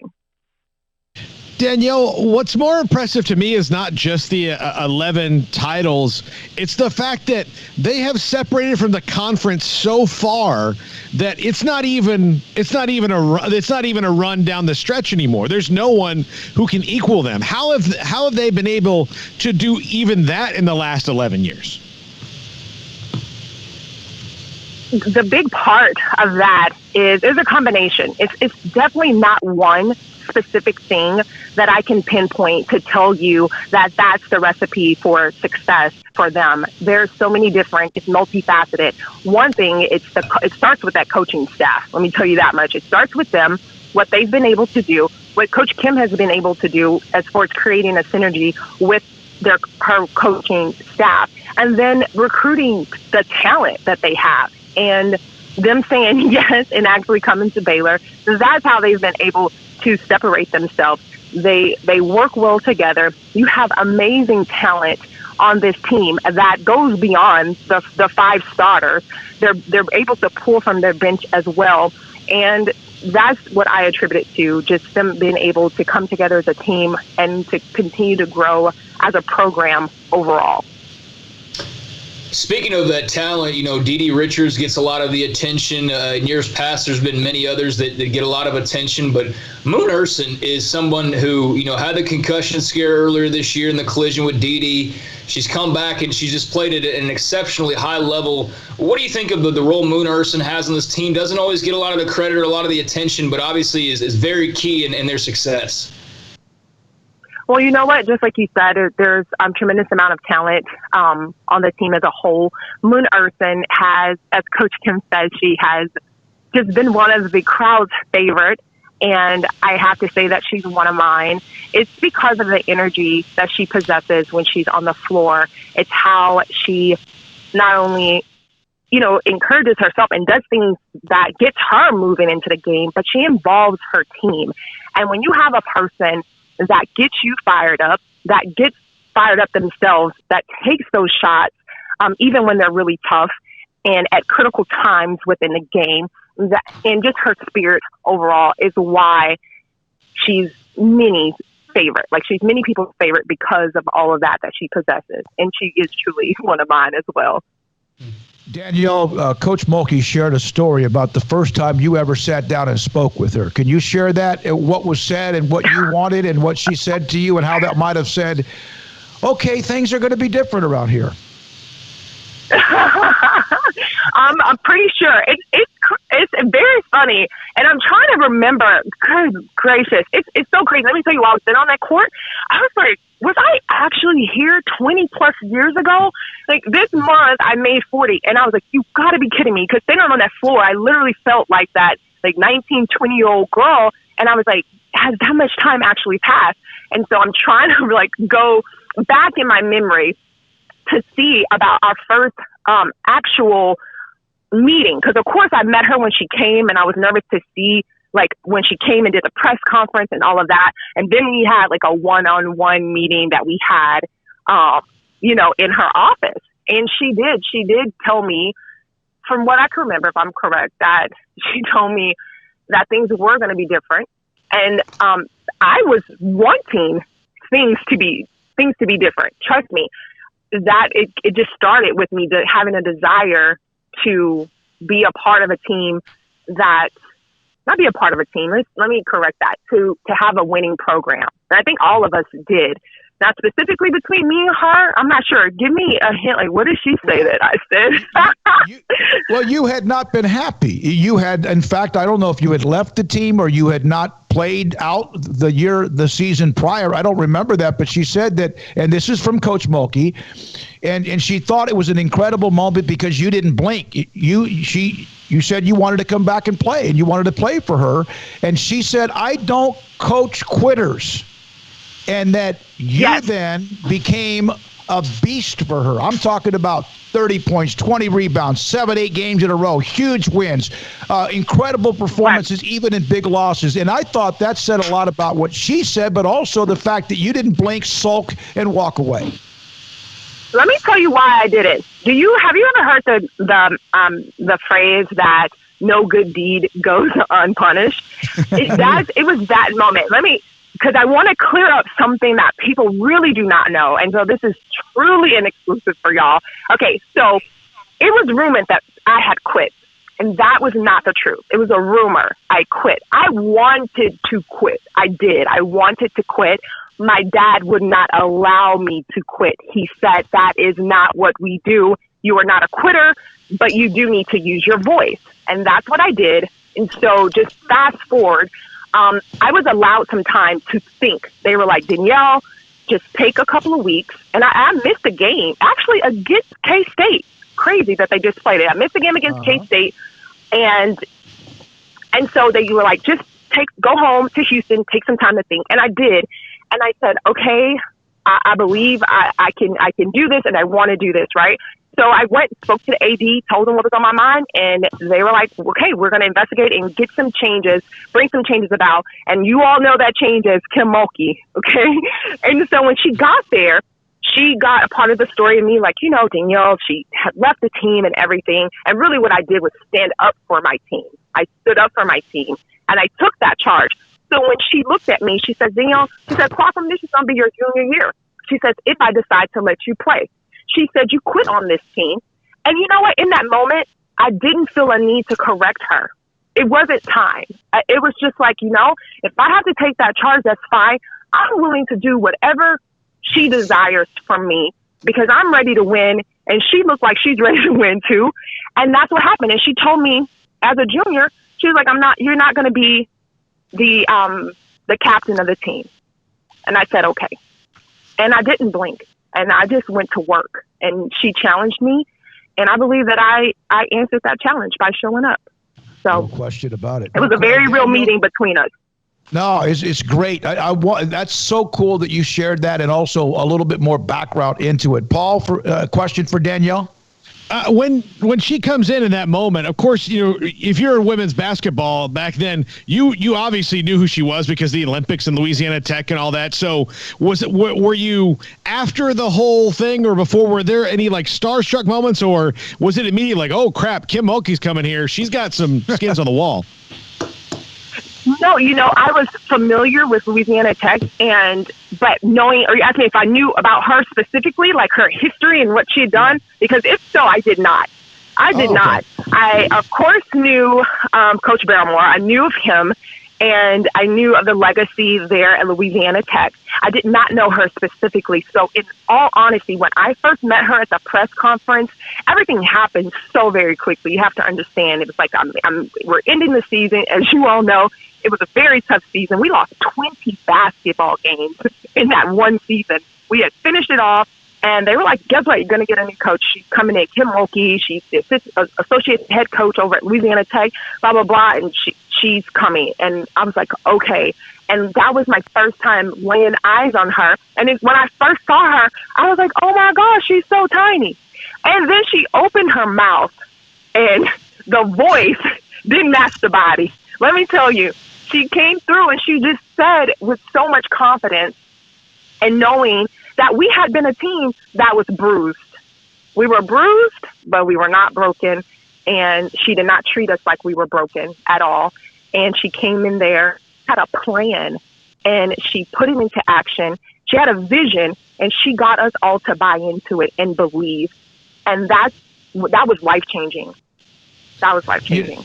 Yeah, you could tell that she mentioned that you and Sheila Lambert, when you two had the pick and roll going, that it was never anyone since then or even before then that she said ever did it better. The two best I've ever coached at the pick and roll. Was that something? How often and how many times did you and Sheila Lambert have to work on that?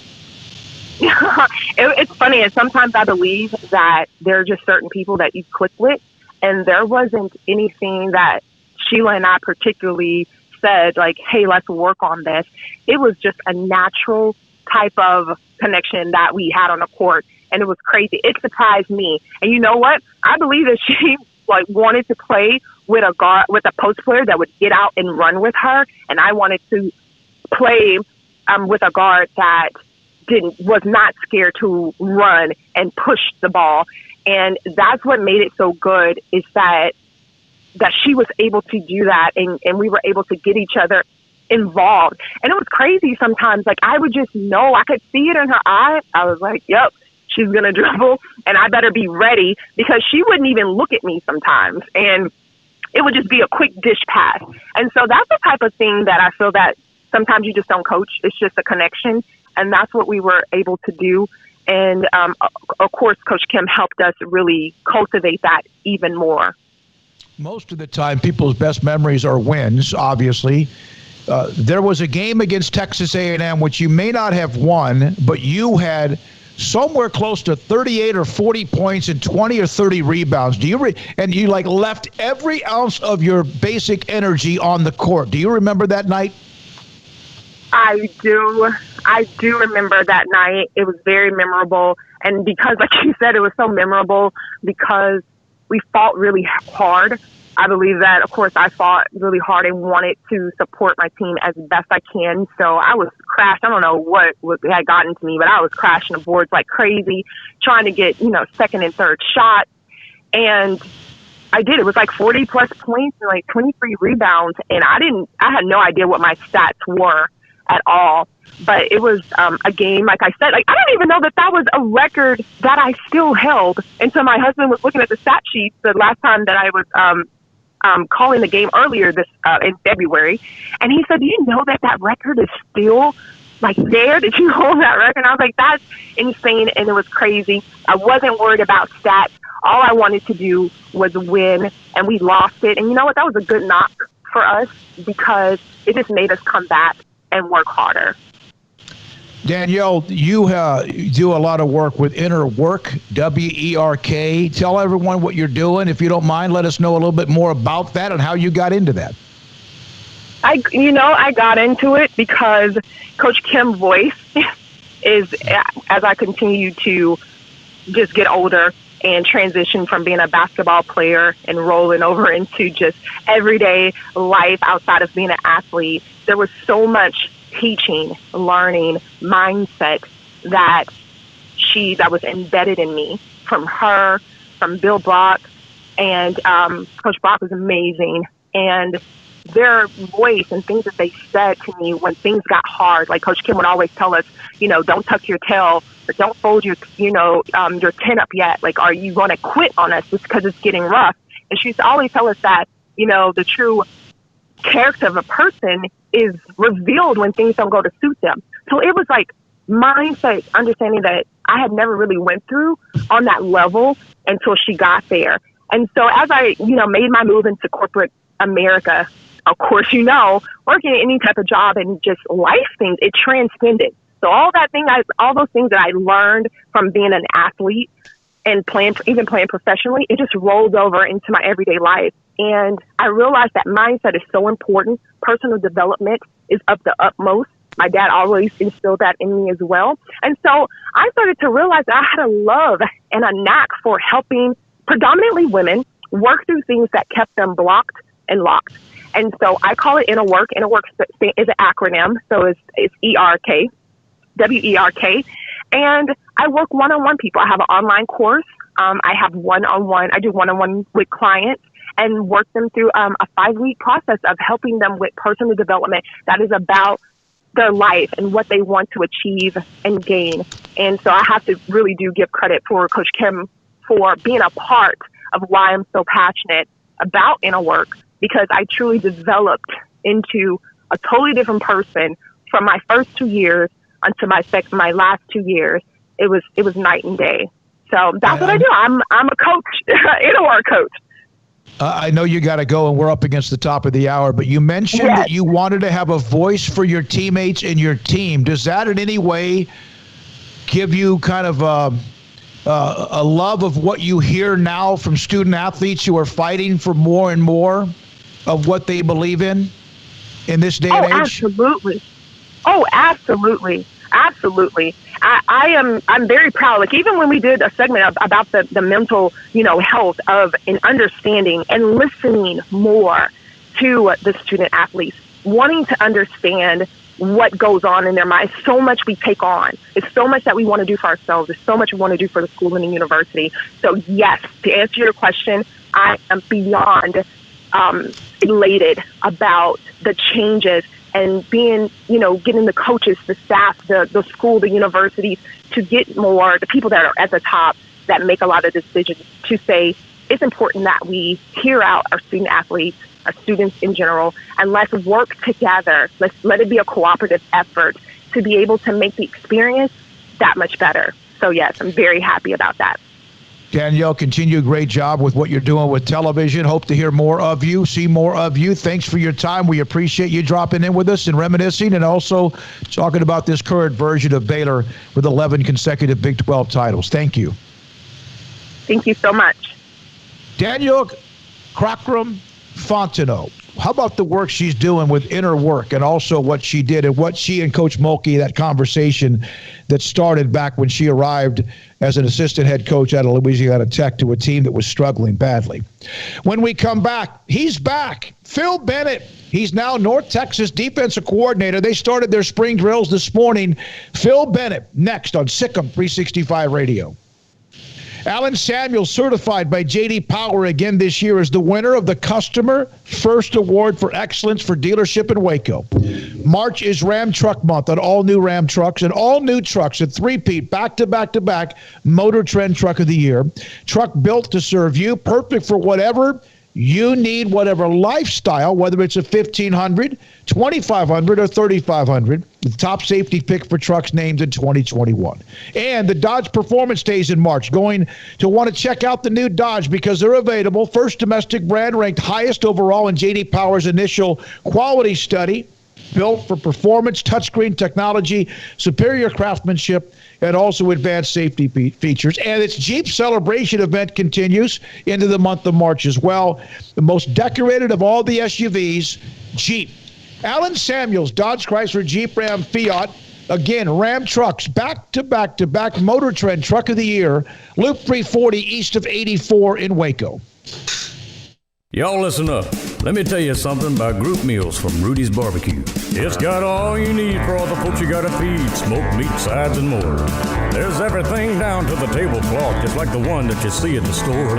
At a bridal shower, it's better than flowers. And a long distance meeting, it'll pass the hours. It'll feed all the cousins at a family function. It's better than potluck at a church luncheon. Next time you need to feed 10 or more, call and order a Rudy's group meal. Next in line. Did you know that 1 out of every 4 men have symptomatic low levels of testosterone and don't even know it? And if you think you're too young to worry about it, guess again. Low T levels can make you feel tired and grumpy, cause weight gain, and wreak havoc on your sexual desire and performance. Petty Clinic Low T can set up same-day blood screening and results, so if you're tired of being tired, I challenge you to man up and Google search Low T Waco or go online pettycliniclowt.com. It's a private clinic with an atmosphere catering to men. Affordable, only $150 a month, includes lab work, office consultation, testosterone injections, follow-up visits compared to $395 a month in Dallas or Austin, and you don't have to fight the traffic. Petty Clinic Low T as board-certified physician consultations will provide the best form of brand-strength testosterone available. Contact Petty Clinic Low T today, just off Highway 84 and Old Hewitt Drive in Woodway. Petty Clinic Low T, helping men become the high-performance men they deserve to be. PettyClinicLowT.com or Google search Low T Waco.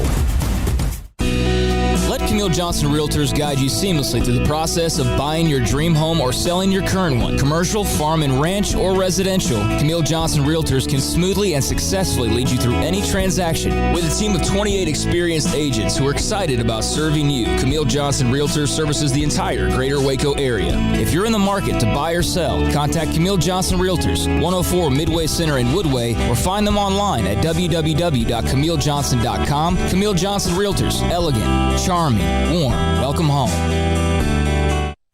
At Ideal MRI, we feel blessed to be part of the Waco community. We're a small family business here in Central Texas. At times like this, the cost of healthcare has never been more important. And unfortunately, significant illnesses and injuries still occur. And that's why Ideal MRI is open and here to serve you through this difficult time. So if you need an MRI, ask your doctor about Ideal MRI. You can schedule online in minutes at idealmri.com or call 833-IDEAL-MRI. Do you or your kids get nervous about going to the dentist? Stonewood Dental, Dr. Steve Childress, he can help. I've spent a career taking care of patients who as children had bad experiences, and now they're adults that hate going to the dentist. If I get a kid at 3 years old and they come every 6 months and it's a happy experience, it's normal for them. Now they have an accident at 6 or 7 or 8 at school. Now they have a broken tooth or a trauma, and they have to come here. They're used to lights, they're used to water in their mouth, they're used to experience, they already trust us. It's amazing what we can do with that kid without it being a negative thing. But if I see a 6 or 7 or 8 year old that's never been to the dentist, and now they have a trauma or an unfortunate unexpected toothache, it's harder to do that for that kid and it not be somewhat of a negative experience. So bottom line is I try to teach kids and adults and teenagers and everybody the way I'd want my family treated, which is where it's a necessary part of life. You just take care of it. It doesn't have to be that big a deal. Learn more, stonewood-dental.com. Welcome back to SicEm365 Radio. The 5 o'clock hour is sponsored by Edward Jones Investments with financial advisor Tom Albers, staying in touch with you and your money through these difficult and changing times. Edward Jones, making sense of investing. Huge stop this would be, opening drive of the game. Azure O'Hara, not even close. This segment with former Baylor defensive coordinator Phil Bennett is sponsored by the Ncaa Group Insurance Company, where clients are more than just a policy number. See why thousands of Texans trust the Ncaa Group with their home, auto benefits, and commercial insurance coverage. Call their Waco office to speak with an expert at 254-420-3900 or visit them online at tngins.com. Now, here's David Smoak, Paul Catalina, and Craig Smoak. Well, we're joined by University of North Texas defensive coordinator Phil Bennett, who's been on a hiatus from us, and we've forgiven him for that because of the highest rated segment we would do every week for many, many weeks. Phil Bennett, Coach, great to have you on. We're so excited.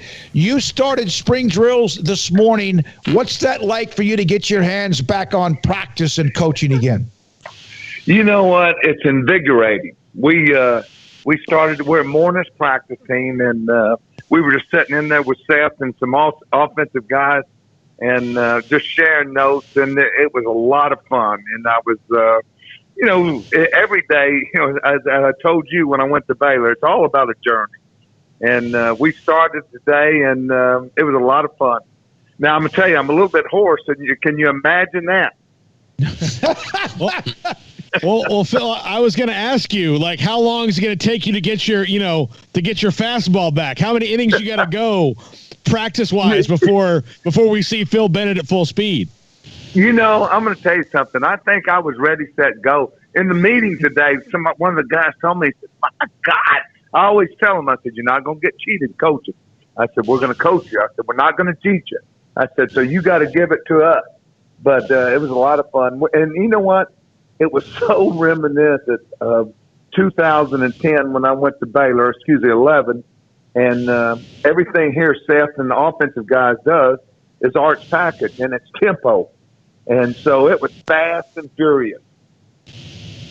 Coach, what is the initial conversations like with you and your defensive players and your staff? Like, how does the process kind of get started once spring ball begins? Well, the biggest thing is finding the best players. you got to put your best 11 on the field. And that's what we're trying to do right now. We're in there right now evaluating, watching the tape over and over again. And, you know, I think we always talked about it. I'm more of a speed guy.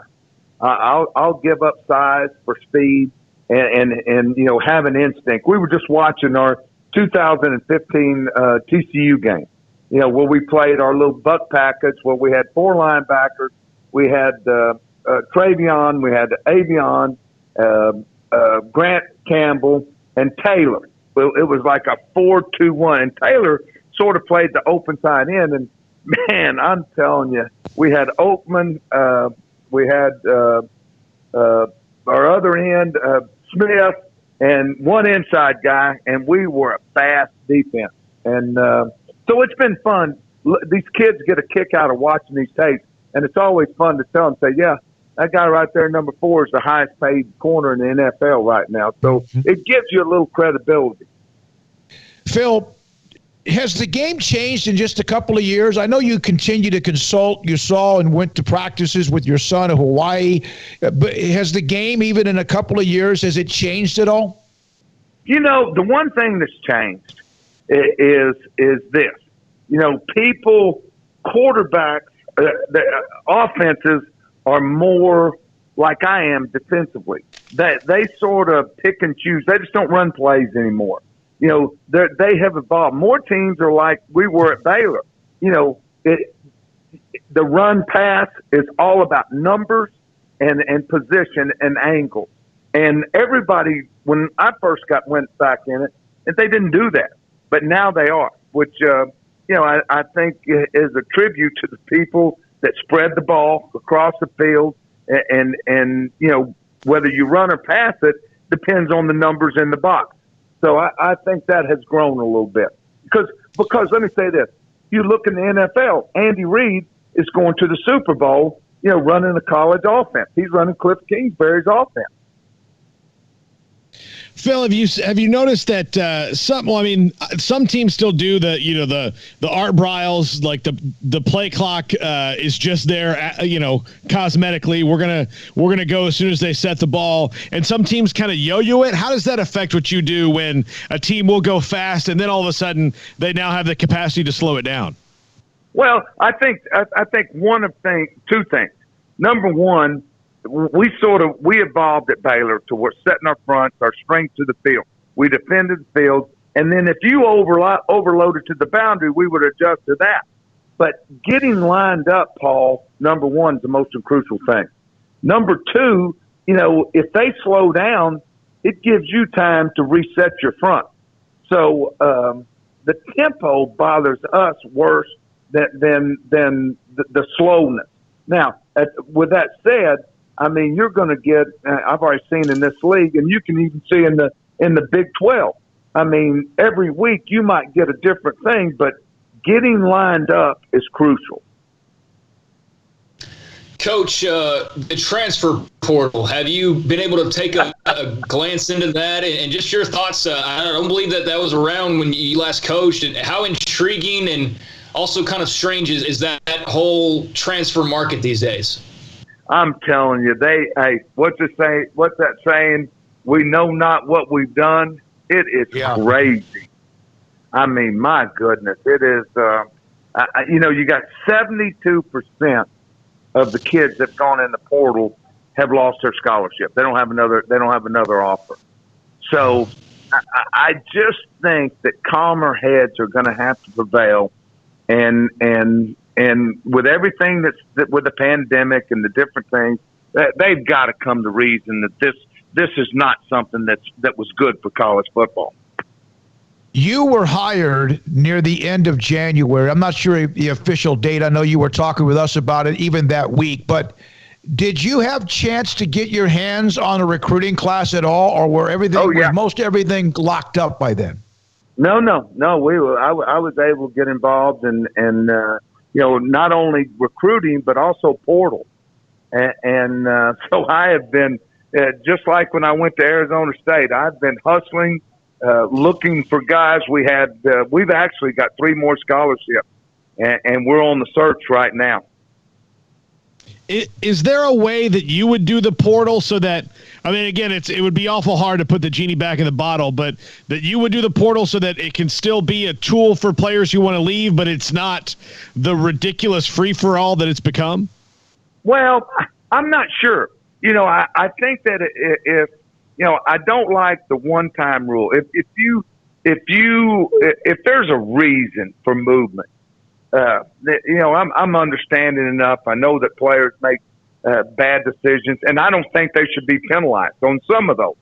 But to open it up for everybody, I think it's too much for any reason that there's got to be a happy medium between the portal and just the transfer. Coach, Seth Luttrell, obviously the head coach there in North Texas, and you knew him previously. Good offensive mind. Just what's it like, working alongside him on this staff? I know it's still fresh and new, but just what's it like to kind of be back at it? Well, I'm going to tell you something. I just told him. We were all in there when you guys called.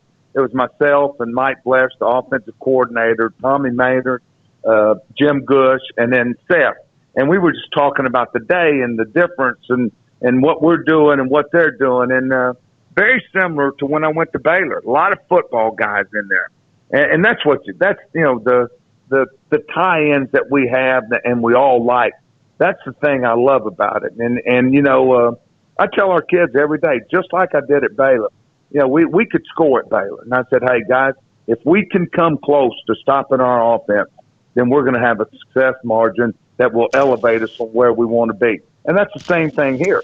North Texas was the number one scoring offense in the conference, and unfortunately was last in scoring defense.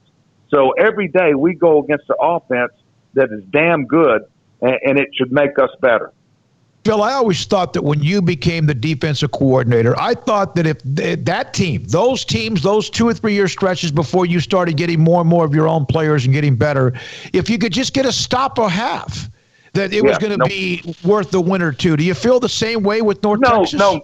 No doubt. One of the things we did today, and our offensive coordinator just walked in, I'm going to say this in front of him, we got quite a few picks and did some stop plays today. And that's the key. We might not be as refined as we're going to be. I'm going to tell you something. Everybody asked me, said, boy, you had to love the 13 and 14 team back-to-back championship. And I did. But let me tell you something. Our 11 and 12 team will always be special to me because the way they bought in and we sold them on the idea. You know what? You get, 4 stops or 3 stops a half, we'll win this game. And if you can remember, our first game against TCU that year, the year before, they beat the stuffing out of Baylor, and then we win the game. We jump on them early, and then we get the stop, the pick at the end of the game, and here we beat them the first game of the year, my first game at Baylor. I still get chills thinking about that game. Is that maybe the key when you take over a program is sometimes, if you have a defensive coordinator change, the players think like, oh, we have to go from being this ineffective defense to being the fearsome foursome overnight. And that's not really it. It's just about being incrementally better and playing within yourself. No question. And I told these kids, and everywhere I've been, I told Baylor this. I said, it's a journey. And I said, when you have a journey, you don't travel the whole distance overnight. But what you do in increments, you make that improvement. And that's what you saw us doing.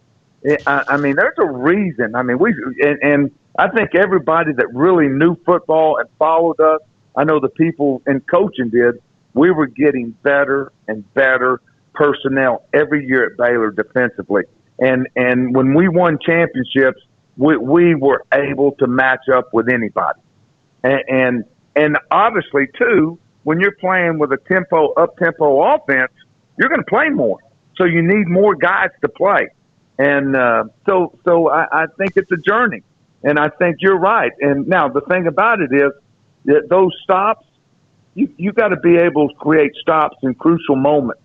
I used to talk about, our guys, 3 and outs are huge. How fast can we get the ball back to our offense? And that's something we're going to do here. Phil, with you now back in the recruiting game, and you had to recruit Jim Gush, and that was probably not but a phone call because you guys have been together as much as you have. And then Jared Holley, who played for you at Pittsburgh as your cornerbacks coach. But as now the recruiting game, when you get on the phone, and I know it's kind of either a dead period or what, so I get confused on that. How much are you involved in that as far as contact with players, or is that a position coach thing? No. Do you still love that part of it? Yes. You know what? Yeah. Listen, we're calling coaches. We're getting recommendations. We stay on the phone with coaches, and one of the things that I've enjoyed, and you know this, David, you know Jerry, you know my brother Jim, we love football, and we love sharing ideals. And one of the things that I can tell you during my 40-plus career years, I love visiting with high school football coaches, and I like sharing ideals. And, that's how you develop relationships. And, just being around these guys and talking to them, we got 3 recruits. We got a kid from Nacogdoches named Dylan Williams that I think is going to be outstanding. And he was a guy that made his grades late, but Darren Allman let us know about him and just knew I was coming here. And just through relationships, we were able to make that happen. And so, yes, I'm definitely involved in it. And, and like I tell those guys, I said, every day you're not crewed. They say if you don't like shaving, recruiting is like shaving. If you don't do it every day, you look like a bum. And we've had enough of that. I saw where Tayshawn Johnson, the young man from Killeen, he's a defensive lineman for you, kind of a plug stat guy. You got a guy from Midway, an offensive lineman. Dazion Carroll played at Midway. So, do you when you have been to places where you recruited, whether it was SMU or Oklahoma or A&M or then Baylor, do you still kind of go back to some of your old stomping grounds where you have been before? Is that an advantage for you? Yes, sir. Yes, sir. Think about this.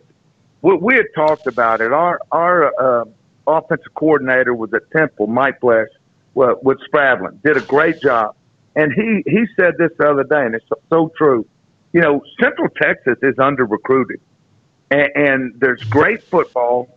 There's great athletes in that area.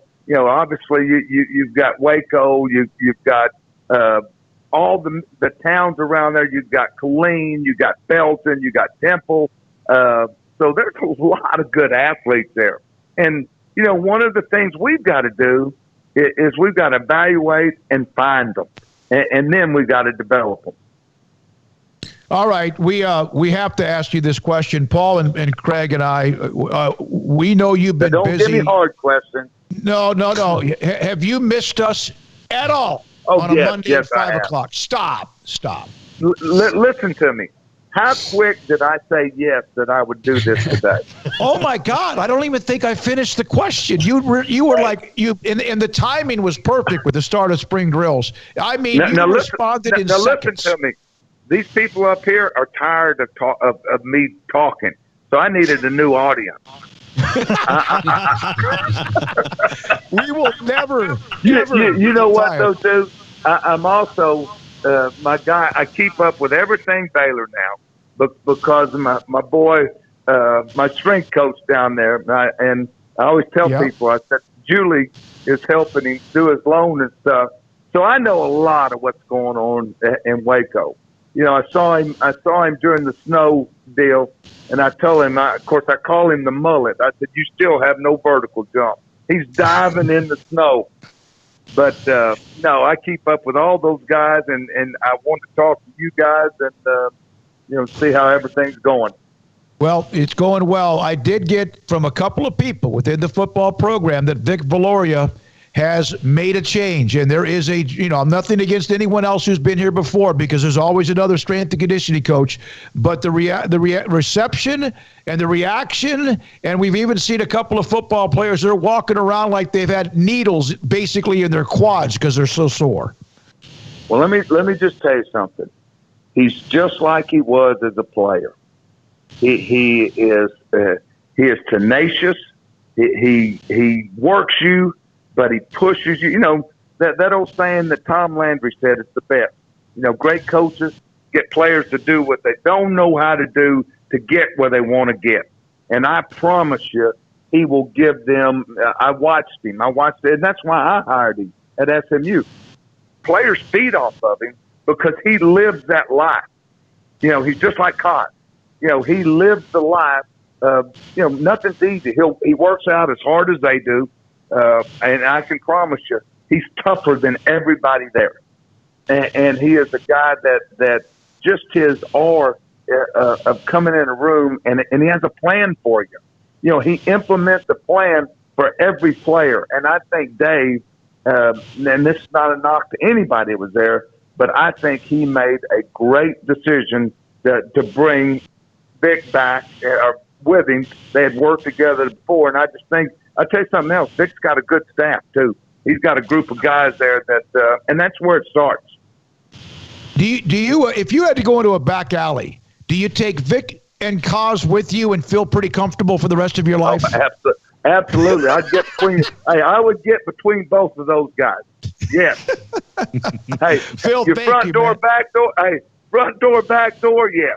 Yeah. But you know what else? What I love about them, they're strength coaches that strength. These guys, and we have one here. We have a disciple, Zach Woma. They train you position specific. These guys are good. I mean, they're guys that they make you better every day. Phil, thank you, man. You make our show better whenever you're a part of it. Hope to see you soon. Thank you so much. You guys asked me again. It was always fun. You guys have a good day. All right, bye-bye. Thank you. That's North Texas defensive coordinator Phil Bennett. Brings the energy, the passion, the insight, the stories, right? Always great. Always great to hear from Phil. Appreciate him. I truly used to watch some Baylor football games, Craig, when I first arrived here. It was 11 years ago now, where I used to think if they could just get one stop a half, they have a chance to win an extra couple, like 3 games. One. Yeah, I mean, that was kind of the deal, right? So they eventually were able to do that, and more frequently than they weren't.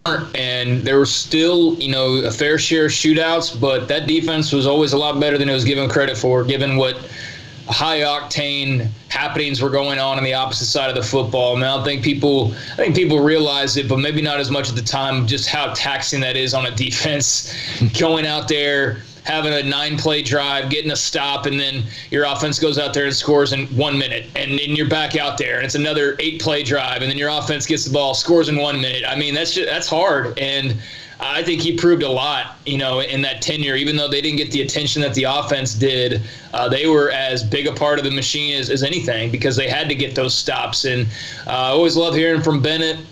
Really happy that he's getting this opportunity. And as you mentioned, there's a couple of local players, and I think he's smart to have an eye towards, the Temple area, the Belton area, the Killeen area, Waco, as far as, stomping grounds that he's familiar with and places that have a lot of talent, especially North Texas type of talent. It's maybe a handful of guys every year that are D1, Big 12, Pac-12, whatever type of prospects. In a good year, there's maybe a handful in our part of Central Texas. So that means that there's a lot of good football players that are your North Texas, your Texas State, your SMU types, and I think he'll be able to find some of those guys. All right, when we come back, it's 5:27. Craig Smoak, Paul Catalina, David Smoak. A little different setup for us today. Various remote locations. Armstrong Sims is running the mothership. The Big 12 has 7 of the top 18 teams in the top 25 poll. 7 of the top 18 in college basketball. The Big 10 has 4 of the top 7. Baylor, West Virginia tomorrow. We've heard from Scott Drew. We've also heard from Jeff Goodman. And Jason King, Baylor college basketball analyst, joins us next. This is SicEm365 Radio. All right, who do we have here, Paul? Petty. PettyClinicLowT.com. I have so many stories what I accumulate over the weekend. I sometimes can't even look at the ones that I'm looking for or find the ones. PettyClinicLowT.com. Dr. Kent Petty, what does he do? Well, you have to contact him. If you are getting older, 35, 40, 45, 60, 60, whatever you are, and you just don't feel the same. Maybe it's just you're lethargic. Well, that's what Father Time's going to do to you. Or maybe you're not sleeping as well. Your focus is not as good or sharp as it should be. And then maybe, your sex drive is not the same, and endurance and whatever else goes with that. Dr. Kent Petty can try to help you out. He can help you out, but you have to contact him by going online to pettycliniclowt.com. Or you can drop by their location on Old Hewitt Road, just off of 84 in Woodway. He will get you set up with blood work.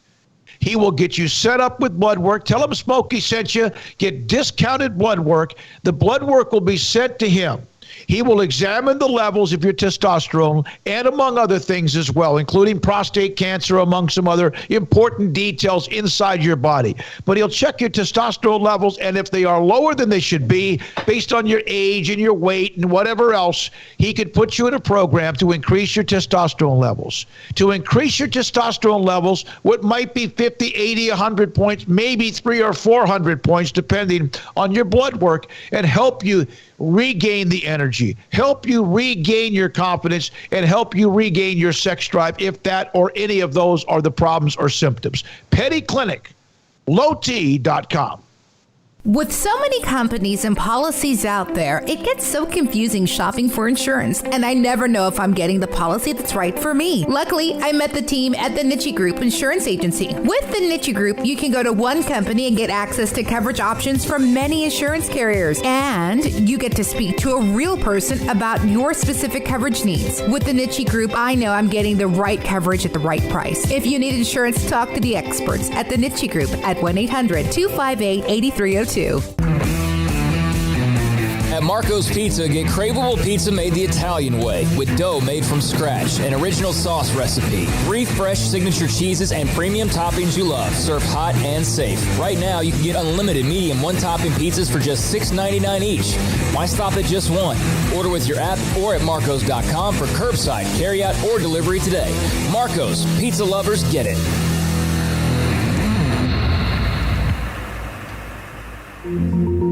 Learning to navigate life in the COVID-19 world has been a struggle, and where and how to get tested has been one of the biggest challenges. Impact Health Labs has your answer. If you need mass testing for your office, church, dormitory, or school, Impact Health Labs is who to call. They will come to you, conduct the testing at your location, and have the test back within 24 hours. Most major insurance accepted, meaning your out-of-pocket cost is low. So no more waiting by the phone for days to find out the results. Impact Health Labs was founded by 3 Army licensed and credentialed medical professionals. They believe in accuracy, efficiency, and doing the job right. Call 254-744-6233 to set up your group screening today. Impact Health Labs, on-site, prompt, and accurate, taking COVID-19 head-on. Again, that number is 254-744-6233 or online at impacthealthlabs.com. Are you ready to say big on a new 2020 Chrysler 300 Touring? A car with superior craftsmanship and quality. During the President's Day event at Allen Samuels, say big and drive a new 2020 Chrysler 300 Touring with special values of $7,250 or 0% for 72 months and $2,000 in combo cash right now. Visit the customer award-winning Allen Samuels located at 201 West Loop 340 in Waco to see the incredible 2020 Chrysler 300 Touring. It's the best President's Day event going on now at Allen Samuels, your friend in the car business. See dealer for details. All offers have credit requirements. With more than 160,000 alumni worldwide and counting, the Baylor family is growing. And through the university's expanded Baylor alumni program, the family is growing closer. With hundreds of local volunteers planning events in cities and towns around the country, you can gather with fellow Bears no matter where you are. So, get connected, get something started, get involved, and make plans to get together with Baylor alumni. Visit us at baylor.edu/alumni. It takes time to reach goals. It's a truth that applies to more than sports. It goes for your financial goals as well. You work hard for your money, and you deserve an investment strategy that lines up with your game plan. And Tom Albers, your Edward Jones financial advisor, can help. If your financial investments aren't putting forth the effort you desire, stop by today for a financial review. Tom Albers, 4301 Lakeshore Drive, 254-776-7605. Edward Jones, member SIPC. Welcome back to SicEm365 Radio. The SicEm365 Radio app is sponsored by Alan Samuels Dodge Chrysler Jeep Ram Fiat in Waco. Your friend in the car business at Loop 340 and east of 84. Come by. Let's be friends. Hey, by the way, Baylor again tomorrow night against West Virginia. That top 25 poll has come out, and Gonzaga, number 1. Michigan now moves to 2. Baylor drops to 3. 7 of 18 teams in the Big 12 ranked. Also, KenPom, same thing, Gonzaga, Michigan, and Baylor 1, 2, and 3. And I don't know if anyone saw this when we get to Jason King, but the Texas Tribune with a story today about how many and numerous copies of emails from Texas alums on the Eyes of Texas story and some of the things that they said. We'll get to that if we can here in just a moment as well, because that stirred it up in Austin today. Yeah, we can get to it right now. We're waiting on Jason. He just sent me a text to make sure we were just 5 minutes back. So I'm sure he's seen a man about a horse or something like that. Well, so this is in the Texas Tribune. UT needs rich donors. Emails show wealthy alumni supporting Eyes of Texas, threatening to pull their donations. Some of the emails, people make points. They're making points about they've donated a lot. But here's one of them. It is disgraceful to see the lack of unity in our fiercest competitor, Sam Ehlinger, standing nearly alone. It's a symbolic of the disarray of this football program which you inherited, and the critical race theory garbage that has been embraced by the football program and the university is doing massive, irreparable damage to our glorious institution, to the country. It has to stop. Here's another one. I'm not advising you or taking any position regarding this issue right now, other than to say the Eyes of Texas needs to be our song. I am wanting you to be aware of the talk about town regarding UT.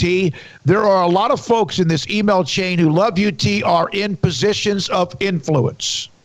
See, that email right there is, I'm legitimately not taking a side in the Eyes of Texas. I don't care if I ever hear it again the rest of my life. But when you say something like, look, I'm not taking a side, but this needs to be our song. There's a bunch of people in this email chain who can ruin your life. No, you took a side. That's what you just did. Yeah. That's not like I'm like, if the three of us are having an argument right now, I'd be like, listen, I'm not taking a side, but this is my way. I mean, that's some of these emails were redacted and some of them were not. It was interesting. Redacted by the University of Texas at Austin or not. Here's one, Craig. My wife and I have given an endowment in excess of $1 million to athletics. This could very easily be rescinded if things don't drastically change around here. Has everyone become oblivious of who supports athletics? Yeah, it's crazy to me how, UT typically so adept at kind of crisis management or whatever you want to call it has allowed this to become a story and be a story, remain a story for, nearly going on a year now, guys. If you think about it, and not really much has changed one way or the other, except for just the kind of heated nature of people who are obviously very clearly against the not playing of it. And then there's folks who are very adamant about, wanting it to go away. So, it's a weird situation down there in Austin. I'm not envious of those who have to kind of figure it out and clean it up, but it certainly caused a bit of a divide in that fan base. Now, I will say a few letters, and I know we got to go, but a few letters to the newspaper is not the embodiment of, that fan base. There's like 500,000 or more than that, like 1 million alums out there, right? So a handful of people in a newspaper don't exactly speak for the entire university, but I think they probably realize that people do take it as them speaking for the university. It's not a great look for UT right now. Here's and Armstrong, let me know. Here's one more. I was going to read this one. I do not support UT anymore, even though my family has 3 generations of graduates, because it has become a bastion of far liberal indoctrination. Only teaches one point of view, liberalism. Sorry, but it is clear at UT the white male is totally screwed unless you are woke. That's another. Do they not realize that UT is in Austin, a liberal hub, and it's a very liberal university in a very liberal city? And so I'm not sure why the liberalism is all that much of a surprise for these very intelligent UT fans out there. I thought this was interesting on Twitter at Coach DT_TFB. Texas football. Now, think about how many times over the last 4 to 5 or 6 years when Baylor had something where they were thrown into the grease, some of it self-inflicted, some of it be people just, getting at them.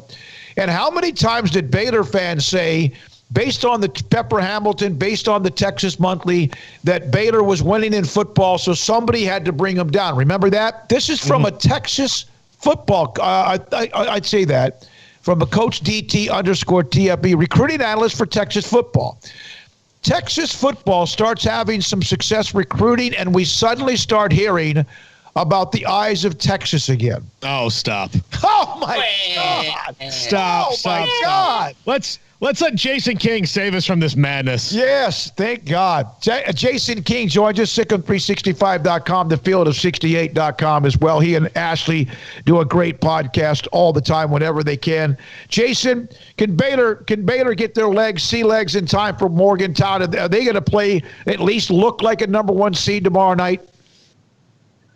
Boy, I don't know. I mean, West Virginia is a tough opponent to bounce back against, especially when you're playing them there. I mean, because they're so physical, and I think they're probably the second best team in the league. I mean, you might argue Kansas after the other night, but West Virginia's been playing as well as anyone, and it's concerning too because you saw what David McCormack did the other night. I mean, he's a really, really good big, maybe one of the top bigs in the league, probably the second best big in the league, and the best big, I think, is Derek Culver at West Virginia. And, if JTT, isn't kind of back to form and if Lowe gets in foul trouble, I mean, Culver could really, have his way with Baylor down low. So that's a concern. I certainly hope they bounce back. I mean, Baylor is a better team than West Virginia. They should win this game. But, if they're not themselves, it's going to be they could lose. So I'm just, at this point, guys, I'm just hoping they can win one more of these next 3 and secure that Big 12 title that they so deserve, and then really, get back to form, have a Big 12 tournament in the postseason, if not sooner, but I mean, at least win one of these last 3. Yeah, Jason, there was a time a couple weeks ago when I said the Big 12 tournament shouldn't be played, but now just, if you're a Baylor fan watching this, you kind of need it to be played so they can get their sea legs back, don't you? I think it'll be good for them. I mean, even if they don't win the whole thing, just to go get, you think they at least go in there and get 2 more games in, if not 3, and really start feeling good about themselves again. And they'll get there. I mean, to me, it's not so much about just because obviously physically they're going to get there in another week or 2. I just hope that their swagger isn't kind of knocked off kilter and that just the way they carried themselves and that defense and that aggression. I just hope that loss and actually the last 2 games, I hope that they haven't lost kind of that little extra cherry on top that this team had, which is that chemistry and that swagger. So I think once we see that again, it'll be a really good sign. Jason, we talked about, obviously down low, Kansas was better than Baylor. Jared Butler wasn't quite himself. JTT or Everyday John wasn't quite himself. I mean, it's to be expected to an extent, but was there anything that surprised you at all from what you saw the other night? Well, I just felt like so many guys were a step slow. I mean, it wasn't just, the lack of scoring or lack of offense. I mean, guys were getting beat in position, to get rebounds. They were getting beat off the dribble. Their defensive rotations weren't there. Everyone, I think Brand Priscilla tweeted they were kind of playing in quicksand, and it felt like that. And that surprised me. But the other thing, guys, I just think that Bill Self, I mean, is a heck of a coach. And just like he did last year in round 2, he really came up with a way to slow down Butler. They were doing all sorts of double teams on him and stuff and frustrating him. And I think Baylor was forced into a lot of bad shots. I just thought Kansas schemed really well against Baylor, and Baylor didn't really do much to adjust. And, Mark Vidal, you mentioned the Field of 68 podcast. We had him on there, and it just got posted. I liked what he said. He said, yeah, we weren't quite ourselves. He goes, but the main reason we lost this game is because Kansas played harder than us. And that's a pretty candid comment from a guy that you would expect from him to get Vitals as candid as they come. But it's kind of refreshing to hear that, hey, let's take some accountability. Let's not just keep making excuses. And hopefully that reality has caused them to kind of reevaluate themselves heading into tomorrow's game. And hopefully they'll come out with that intensity that they're known for. I love that. I saw that, I saw maybe the tweet that may have promoted that. I hope it's going to be in the premium section, but I love that. That's something that maybe there's been a little bit of too much. I'm not saying there's been a feel sorry for me attitude, but I love what Mark Vital said. That's fantastic. I do too. Yeah, I do too. And he said, listen, he goes, I'm not going to say we were ourselves. We weren't. He goes, but like we also didn't play as hard as Kansas, and he said they wanted it more or something like that, and they did. And to tell you the truth, I mean, I even caught myself making excuses a little bit on Twitter the other night, and kind of was, obviously wanted them to win that game. But I thought about it, like some of that is on them. You know what I mean? I hate to say it. Look, we've complimented them, and rightfully so, for 2 years. I don't think I've said a bad word about that team in 2 years because there hasn't been a reason to. But I do feel like they didn't bring it the other night like they usually do. I felt like there was a lot of one-on-one ball. I thought Mitchell was sometimes just kind of trying to take over the game, and I just didn't like a lot of the things I saw, but hopefully they'll bounce back. Yeah, Jason, one of the things that occurred to me about halfway through that game is we keep talking about, it's regionality bias on us, but Kansas knows that Baylor has to get one game to win the Big 12, and it's on their senior night. That was a huge motivation for them too. Absolutely. I mean, Bill Self hates losing to Baylor, first of all. I mean, I guarantee you, he spent the last 2 months trying to figure out a way to stop Jared Butler. And that's a crazy stat. They won 38 straight games on senior night, 38 years since they lost on senior night. It's just a big thing to them. 32 years since they've been a home underdog. I mean, it's tough to win there, whether there's fans there or not. And look, Kansas isn't what it's been, but they have a couple of really high-level players in Marcus Garrett, and David McCormack, and they both had great games the other night. Everyone's like, "Oh, Garrett shut down Butler," and he did, but the Butler, lit him up. Three straight games before that too. Let's not forget that. So it was a great performance by Kansas. And the thing about Baylor, though, and the reason I'm kind of trying to hold them a little more accountable maybe than I initially did, is everyone wants to talk about that Iowa State game and how they were terrible. I honestly didn't think they were just awful against Iowa State. I thought Iowa State came out and played the game of their life early, hit all kinds of shots, 7 of 8 from 3, got a big lead, and everyone's like, "Oh, what's wrong with Baylor?" Well, they were just making shots. I mean, and then Baylor ended that game on like a 60-30 run or 60-4. I mean, Baylor was really, really good in the second half. So it's not like they just completely stunk in that game, but they did stink against Kansas, and the Jayhawks had a lot to do with that. Jason, obviously winning the Big 12 is of the utmost importance. Got to win one of these last three, but taking a look at, tomorrow night's out, all three of these games could be very tough, but where do you think Baylor is as far as their seeding? We were talking about that a little bit earlier. Obviously, one loss isn't going to bump them off the number 1 seed, but what are they kind of looking at with these last 3 games and how they could be positioned heading into the postseason? Well, the good thing about these last 3 games is even if they were to drop another game or two, all these games are against really high-level opponents who I think all are in the top 25 this week. Maybe Texas Tech doesn't, but they've been in there, and that wouldn't just be an awful loss. Although I think that's the game I would circle them winning more than any of the 3. But, losing to West Virginia is not going to bump them off the 1 line. Probably losing to Oklahoma State wouldn't either. So I think Baylor is a good spot to get a 1 seed, unless they were just to completely flounder down the stretch and go – finish 1-4, 0-3 here, and then a 1-1 performance in the Big 12 tournament. That might knock them off, and if that happened, and I would understand that. So either way, their resume is really strong right now, and there's opportunities for it to get much stronger. You go out and beat West Virginia tomorrow night, man. You're almost looking at a lock at that point. That's a quality win, especially on the road. Yeah, I if they beat, I'll be surprised. I think most of us discussed this on Friday. We weren't thinking too highly about whether they're going to win in Lawrence either, especially after the way they played. I thought beating Iowa State, even though they're winless, and a 2-win team, I still thought that was gutty because they had to just overcome it and still won the game. Thank God, because where would they be now had they not? But they beat West Virginia. Yeah. And if they beat West Virginia, it doesn't mean everything's fine, because they could still, maybe West Virginia plays poorly tomorrow night. Well, honestly, if you had to say, I pick West Virginia tomorrow night right now. I would lean towards them. And I don't think that's an insult to Baylor. I think West Virginia is really good, and Baylor's not themselves right now. But I just hope they can come back and beat Oklahoma State at home. Oklahoma State scares the heck out of them. they're good. I mean, they are good, and they're long and athletic. They're not as tall, but that's okay. Baylor's not tall either. I mean, so they get up and down the court. They were beating them at halftime without Cade Cunningham, last month. I think they're going to beat OU again tonight for the second time in 72 hours. That's a tough game, man. Every time those two teams play, it's close. So that's going to be really hard. And Baylor never just blows out Texas Tech either. They got a tough stretch here, man. I mean, if they win one game and they go 2-3 during this stretch, everyone should be really, really happy. I agree. I agree. I absolutely agree. None of these are gimmies. In West Virginia, which they were going to be on the road 3 times in Texas, all of a sudden they finished with 4 games at home, which it doesn't hurt as well. Matthew Myers, I thought, was one of the other guys that looked sickly in a way. The way he played the game, I'm not trying to say.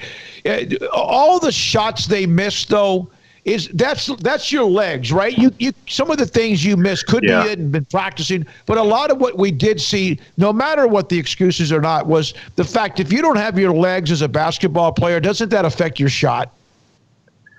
Yeah, I think so. That's the main part of it. I mean, you got to get credit, Candace, on some of those. But I mean, like you said, Matthew Meyer airballed a 3. And when have we seen that? So I guess it would be nice to know which players had COVID, like really bad. I mean, where it really affected him. He certainly seems like one that did, because not only that, I mean, he got 2 fouls quick in the first half and they pulled him, and I get that. But they put him in the second half. He missed a 3, he missed 2 free throws, and he never played again. I think he played 5 minutes of the game. I mean, Matthew Meyer is freaking good, man. He should not be playing 5 minutes a game. The fact that he did tells me something wasn't right. You know what I mean? And JTT, I thought, was really out of sorts as well. But, I mean, Flagler, what was he, 1 of 7 or 1 of 6? I mean, he scored 22 points the other night, against Iowa State. So he had his legs then. But maybe sometimes people say it's the second game back from COVID when you really feel it. Like, you go out, you feel great that first game, but then it's harder to recover from that first game. So maybe that was part of it. I mean, Butler had some nice shots, some nice moments against Iowa State. He wasn't good the other night, so I don't know. I mean, I don't know if it's I definitely don't think, just from what I've been told, is that Butler was impacted by COVID. From what I understand, he had it either very, very early in the season over the summer. So I don't think he had it again. I think any rust you're seeing from him might just be from not doing anything for 3 weeks and not COVID. Hey, Jason, thank you, buddy. Appreciate you jumping on with us. We'll hopefully have a chance to talk about a Big 12 championship perhaps before they play Oklahoma State, but they have their work cut out for them. That's Jason King, SicEm365.com. And he and Ashley and the podcast that they do is fantastic, and the one he just mentioned with Mark Vidal up in the premium section. There's also a story in the premium section, if you get there, about a Baylor football player that's retiring from football. That's up as well. Grayson with that story. Paul Catalina's 5 at 5:55 is next on SicEm365 Radio. 2021 is here, and you can make it great by starting big in the New Year New Ride Savings event at Richard Carr. It's stimulus and refund check time, so if the government gave you some of your money back, you can take that and multiply it with savings at Richard Carr. And you can find big savings. How about a 2018 GMC Sierra or a 2019 Buick Encore for $16,800? You get an almost new 2020 Honda Civic for only $21,900. Payments on late model cars and trucks for under $200 a month for qualified buyers. There are hundreds of used cars and trucks priced to move during the New Year New Ride Savings event. And also, you can get 0% for 72 months on a new 2021 Buick Encore with payments as low as $318 a month and no money down. Or get a money-saving lease on the stylish, intelligent, and nimble 2021 Buick Encore GX Preferred with on-the-go Alexa technology for only $293 a month.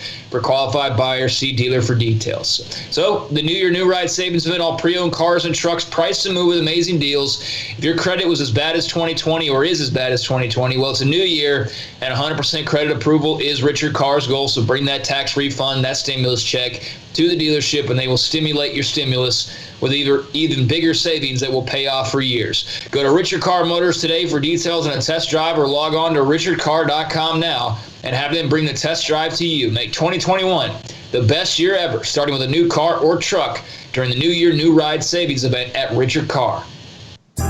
Riverbend Liquor and Wine has their easy-to-access drive-thru open and convenient and clean in-store location on the corner of Lakeshore Drive and North 19th Street in Waco. Riverbend Liquor has the best and most extensive variety of craft beer selections in Waco, and Balcones whiskey, including single malt, pot still, baby blue, rye, brimstone, and the all-new Lineage in stock. Riverbend Liquor and Wine, family-owned and operated, and a hidden gem in Waco on Lakeshore Drive and 19th Street. And find out more on Facebook and Instagram.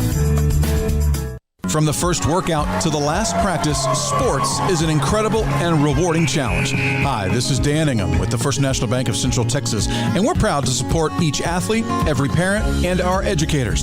From families, small businesses, to the biggest industry, we're here to help. With remarkable products like our free First mobile app, we've got banking ideas that fuel big dreams. That's the First National Bank of Central Texas. Familiar faces making local decisions. Member FDIC, Equal Housing Lender. Southwest Sports Medicine and Orthopedics, the team physician of Baylor Athletics. Our doctors specialize in the diagnosis and treatment of any and all sports-related injuries. Celebrating over a decade of service in Central Texas, our doctors are equipped to handle a wide range of issues, whether it's your foot or ankle, orthopedic spine care, your hand or wrist, knee and shoulder pain, or if you're in need of our arthritis or total joint clinic. Come see us at the new Baylor Scott and White Ted and Sue Getterman Sports and Orthopedic Center. Trusted doctors at Baylor Trust, Southwest Sports Medicine and Orthopedics. Our goal is to get you back in the game. One size fits all. That may be all right for an adjustable belt or cheap sunglasses, but when it comes to your financial needs, no one wants a one-size-fits-all strategy. Cam Heathcott, your Edward Jones financial advisor, knows that his most important goals are yours. That's why he takes the time to understand your needs, knowing you. That's how Edward Jones makes sense of investing. Cam Heathcott, covering Conroe and Houston, 936-756-7717 or cam.heathcott@edwardjones.com. Edward Jones, member SIPC. Boozers is the wedding ring store and more. If you're ready to get engaged or already married and want to upgrade your wife's ring for a special anniversary, Boozers is the place to go. With the largest selection of premier quality diamond engagement rings and wedding rings in Central Texas. They have 7 cases with over 300 styles of rings from top designers like Natalie Kay. Choose from yellow, white, or rose gold, plus beautiful top quality loose diamonds. With an in-house jeweler, they can also custom make anything you want. Bring in a picture or drawing and let Boozers create your one-of-a-kind pendant or ring. They can even use some of your old gold and diamond jewelry to create something new. At Boozers, you'll find a great selection of quality timepieces, and Boozers is the place for expert watch maintenance and repairs, too. They specialize in expert Rolex watch repair for fine jewelry, watches, custom work, and more. Go to Boozers on Valley Mills and Lake Air Drive in Waco. Boozers, the wedding ring store. This is SicEm365 Radio. Text us at 254-339-1122. The SicEm365 Radio text line is sponsored by Riverbend Liquor and Wine, with the most extensive variety of craft beer in Waco. A hidden gem on Lakeshore Drive and 19th Street. All right, we're back. SicEm365 Radio. Paul's 555, 5 at 555. And then after that, we have to have a discussion with Armstrong about how today has gone, because from what I can tell, other than me sounding like I went through puberty about 3 o'clock, it's amazing looking to me, and it's just technology is crazy good. Paul? All right. As we haven't got to talk about it, J.J. Watt signs a 2-year deal with the Arizona Cardinals. We did talk about it when you were on your way over here to help me. Yes. But that's a cool deal. Talk about it. I was lost in technology wasteland. But look, I'm surprised. And look, J.J. Watt's going to do what's going to make him happy. I'm not knocking his decision. I just think when it comes to winning the Super Bowl, which should be his goal, I've got 5 teams closer to it than I think the Cardinals are. Number 5, the Indianapolis Colts. Look, the reason I put them at 5, they've got a good defense already. You add him to that. Carson Wentz, I think, will play well with Frank Reich. I still am a little, timid on whether or not that's going to work out with Carson Wentz. Number 4, the Cleveland Browns. And I ranked the Browns ahead of the Colts because Baker Mayfield played better more recently than Carson Wentz, and they need some defense. I think that's a good fit for him, but he neglected to do that. So, if you guys want to jump in here, just let me know. Number 3, the Green Bay Packers. He's a Wisconsin guy. I think he'd do well. He and Aaron Rodgers together up there. They run a 3-4 defense. But, again, he goes to the Cardinals. Same thing with the Bills. Knocking on the door. He could really help put that defense over the top. And number 1, for the chance to play the Texans 2 times a year, I thought the Tennessee Titans and Mike Vrabel, his former defensive coordinator. Yeah, I don't know, Craig. I when I heard it was Arizona, beautiful weather. It's a dome. They've got a young quarterback. Craig, what were your thoughts when you saw the Cardinals? I mean, I was a little bit surprised because there were other teams, like Paul mentioned, that seemed like maybe if the Super Bowl is your end-all, be-all, which at this point in his career it pretty much is, that there are other teams that are closer, but I don't know how far away Arizona really is. I mean, they need some help on defense. They do have some nice young players over there, but they do need more help. He certainly, addresses that somewhat. Be interesting to see what they do in the draft. Obviously, their offense is high-flying and prolific. So I just think the combination of they're kind of on the verge. It's a tough division. Obviously, the Rams are consistently, contending for it or in the playoffs. The Seahawks have kind of ran that division for a long time. The 49ers have been off and on. So, I mean, who knows really who's the big dog in that division next year. But Arizona's got an argument, and that offense gets a little bit of help, and they could be a very dangerous team. So I'm not sold on them getting to the Super Bowl in these 2 years that he signed up for. But maybe if they get close enough, then that leads to him, sticking around even further. I don't know. But, there's nice young players over there. Obviously, reunite with DeAndre Hopkins. You get to be around Kyler Murray, Cliff Kingsbury. So I see the appeal, but I was a little bit surprised he wasn't a team that maybe appears closer like Paul was referring to. He could help them without getting them to a Super Bowl. He could be somebody that teaches them a lot of things with his experience, his leadership skills, and maybe, who knows, plays well enough. One of the things about him is that he is injury prone, but $23 million guaranteed. Good for him. Paul, good stuff. So that's it, right? That's all of them? Okay. So we'll have to thank a lot of different people. Armstrong, come on in. You've been amazing. In the studio, winding through all of us at 3 different locations, plus you being a 4th, plus guests coming on. What's it been like? Actually, it hasn't been. I thought it was going to be like Super Bowl level, but it has not been that bad just because we haven't had as many crazy guests and hectic times. But I mean, it's been interesting. The pre-recorded stuff, I'm just kind of like, no one to talk to, just hanging out in the studio by myself, But it hasn't been that bad. It's gone very smoothly. You hurt my feelings initially when you said Super Bowl level. No, not really. I thought you were talking about, those are for pretty damn good shows we had. But you're talking about it wasn't as difficult, huh? Yeah, I'm talking about from a producer standpoint, the amount of moving parts. Yeah. I undersold, and I'll take the blame on this, Super Bowl day 1 to Armstrong a little bit. I said, look, it's going to be hectic, but it should be fine. And, to me, our Super Bowl day 1, Smokey, was very dull. So I was like, this is fine. And then we throw all this stuff at Armstrong, and I didn't realize, it didn't occur to me that he hadn't done it before. And he was like, dear Lord, what is this hurricane I've stepped into? The only way you can help a baby learn how to swim is throw the damn thing in the pool, right? You find out instincts take over. Now, I'm going to get some emails for that one. I'm not trying to. You got to be there with it, but like. Well, okay, or somebody. You don't just throw the baby in the pool and be like, see you later, baby. God, gets me sick to my stomach. Women play here, about to start against Texas. Thanks to Jeff Goodman. Thanks to Baylor sprinter Akira Nugent.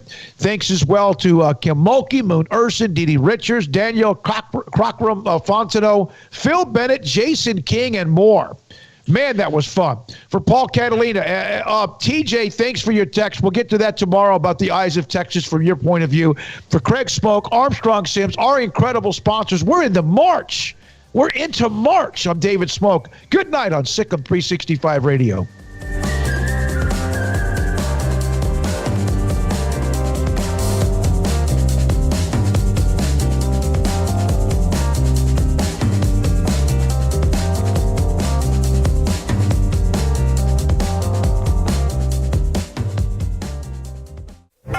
Stepping into the boots of a U.S. Army officer can add confidence and leadership skills to your son or daughter's career path. See all the things they can achieve in our boots at GoArmy.com. U.S. Army Waco Recruiting Company, 254-598-8131 or 254-776-1543. Ideal MRI is a small family business right here in Central Texas. We're open to support you while lowering the cost of healthcare bills. When you need an MRI, ask your doctor for an Ideal MRI. Visit us at idealmri.com or call us at 833-IDEAL-MRI. Texas Farm Bureau Insurance has been proudly serving Texans across the state for over 60 years. Call 254-772-8090 to find an agent who will provide a free review of your auto, home, and life coverage. It's the President's Day event at Allen Samuels with deals on the 2020 Jeep Renegade Latitude with total values of $6,750 or 0% for 72 months plus $2,500 in combo cash. Shop AllenSamuelsDCJ.com. See dealer for details. All offers have credit requirements.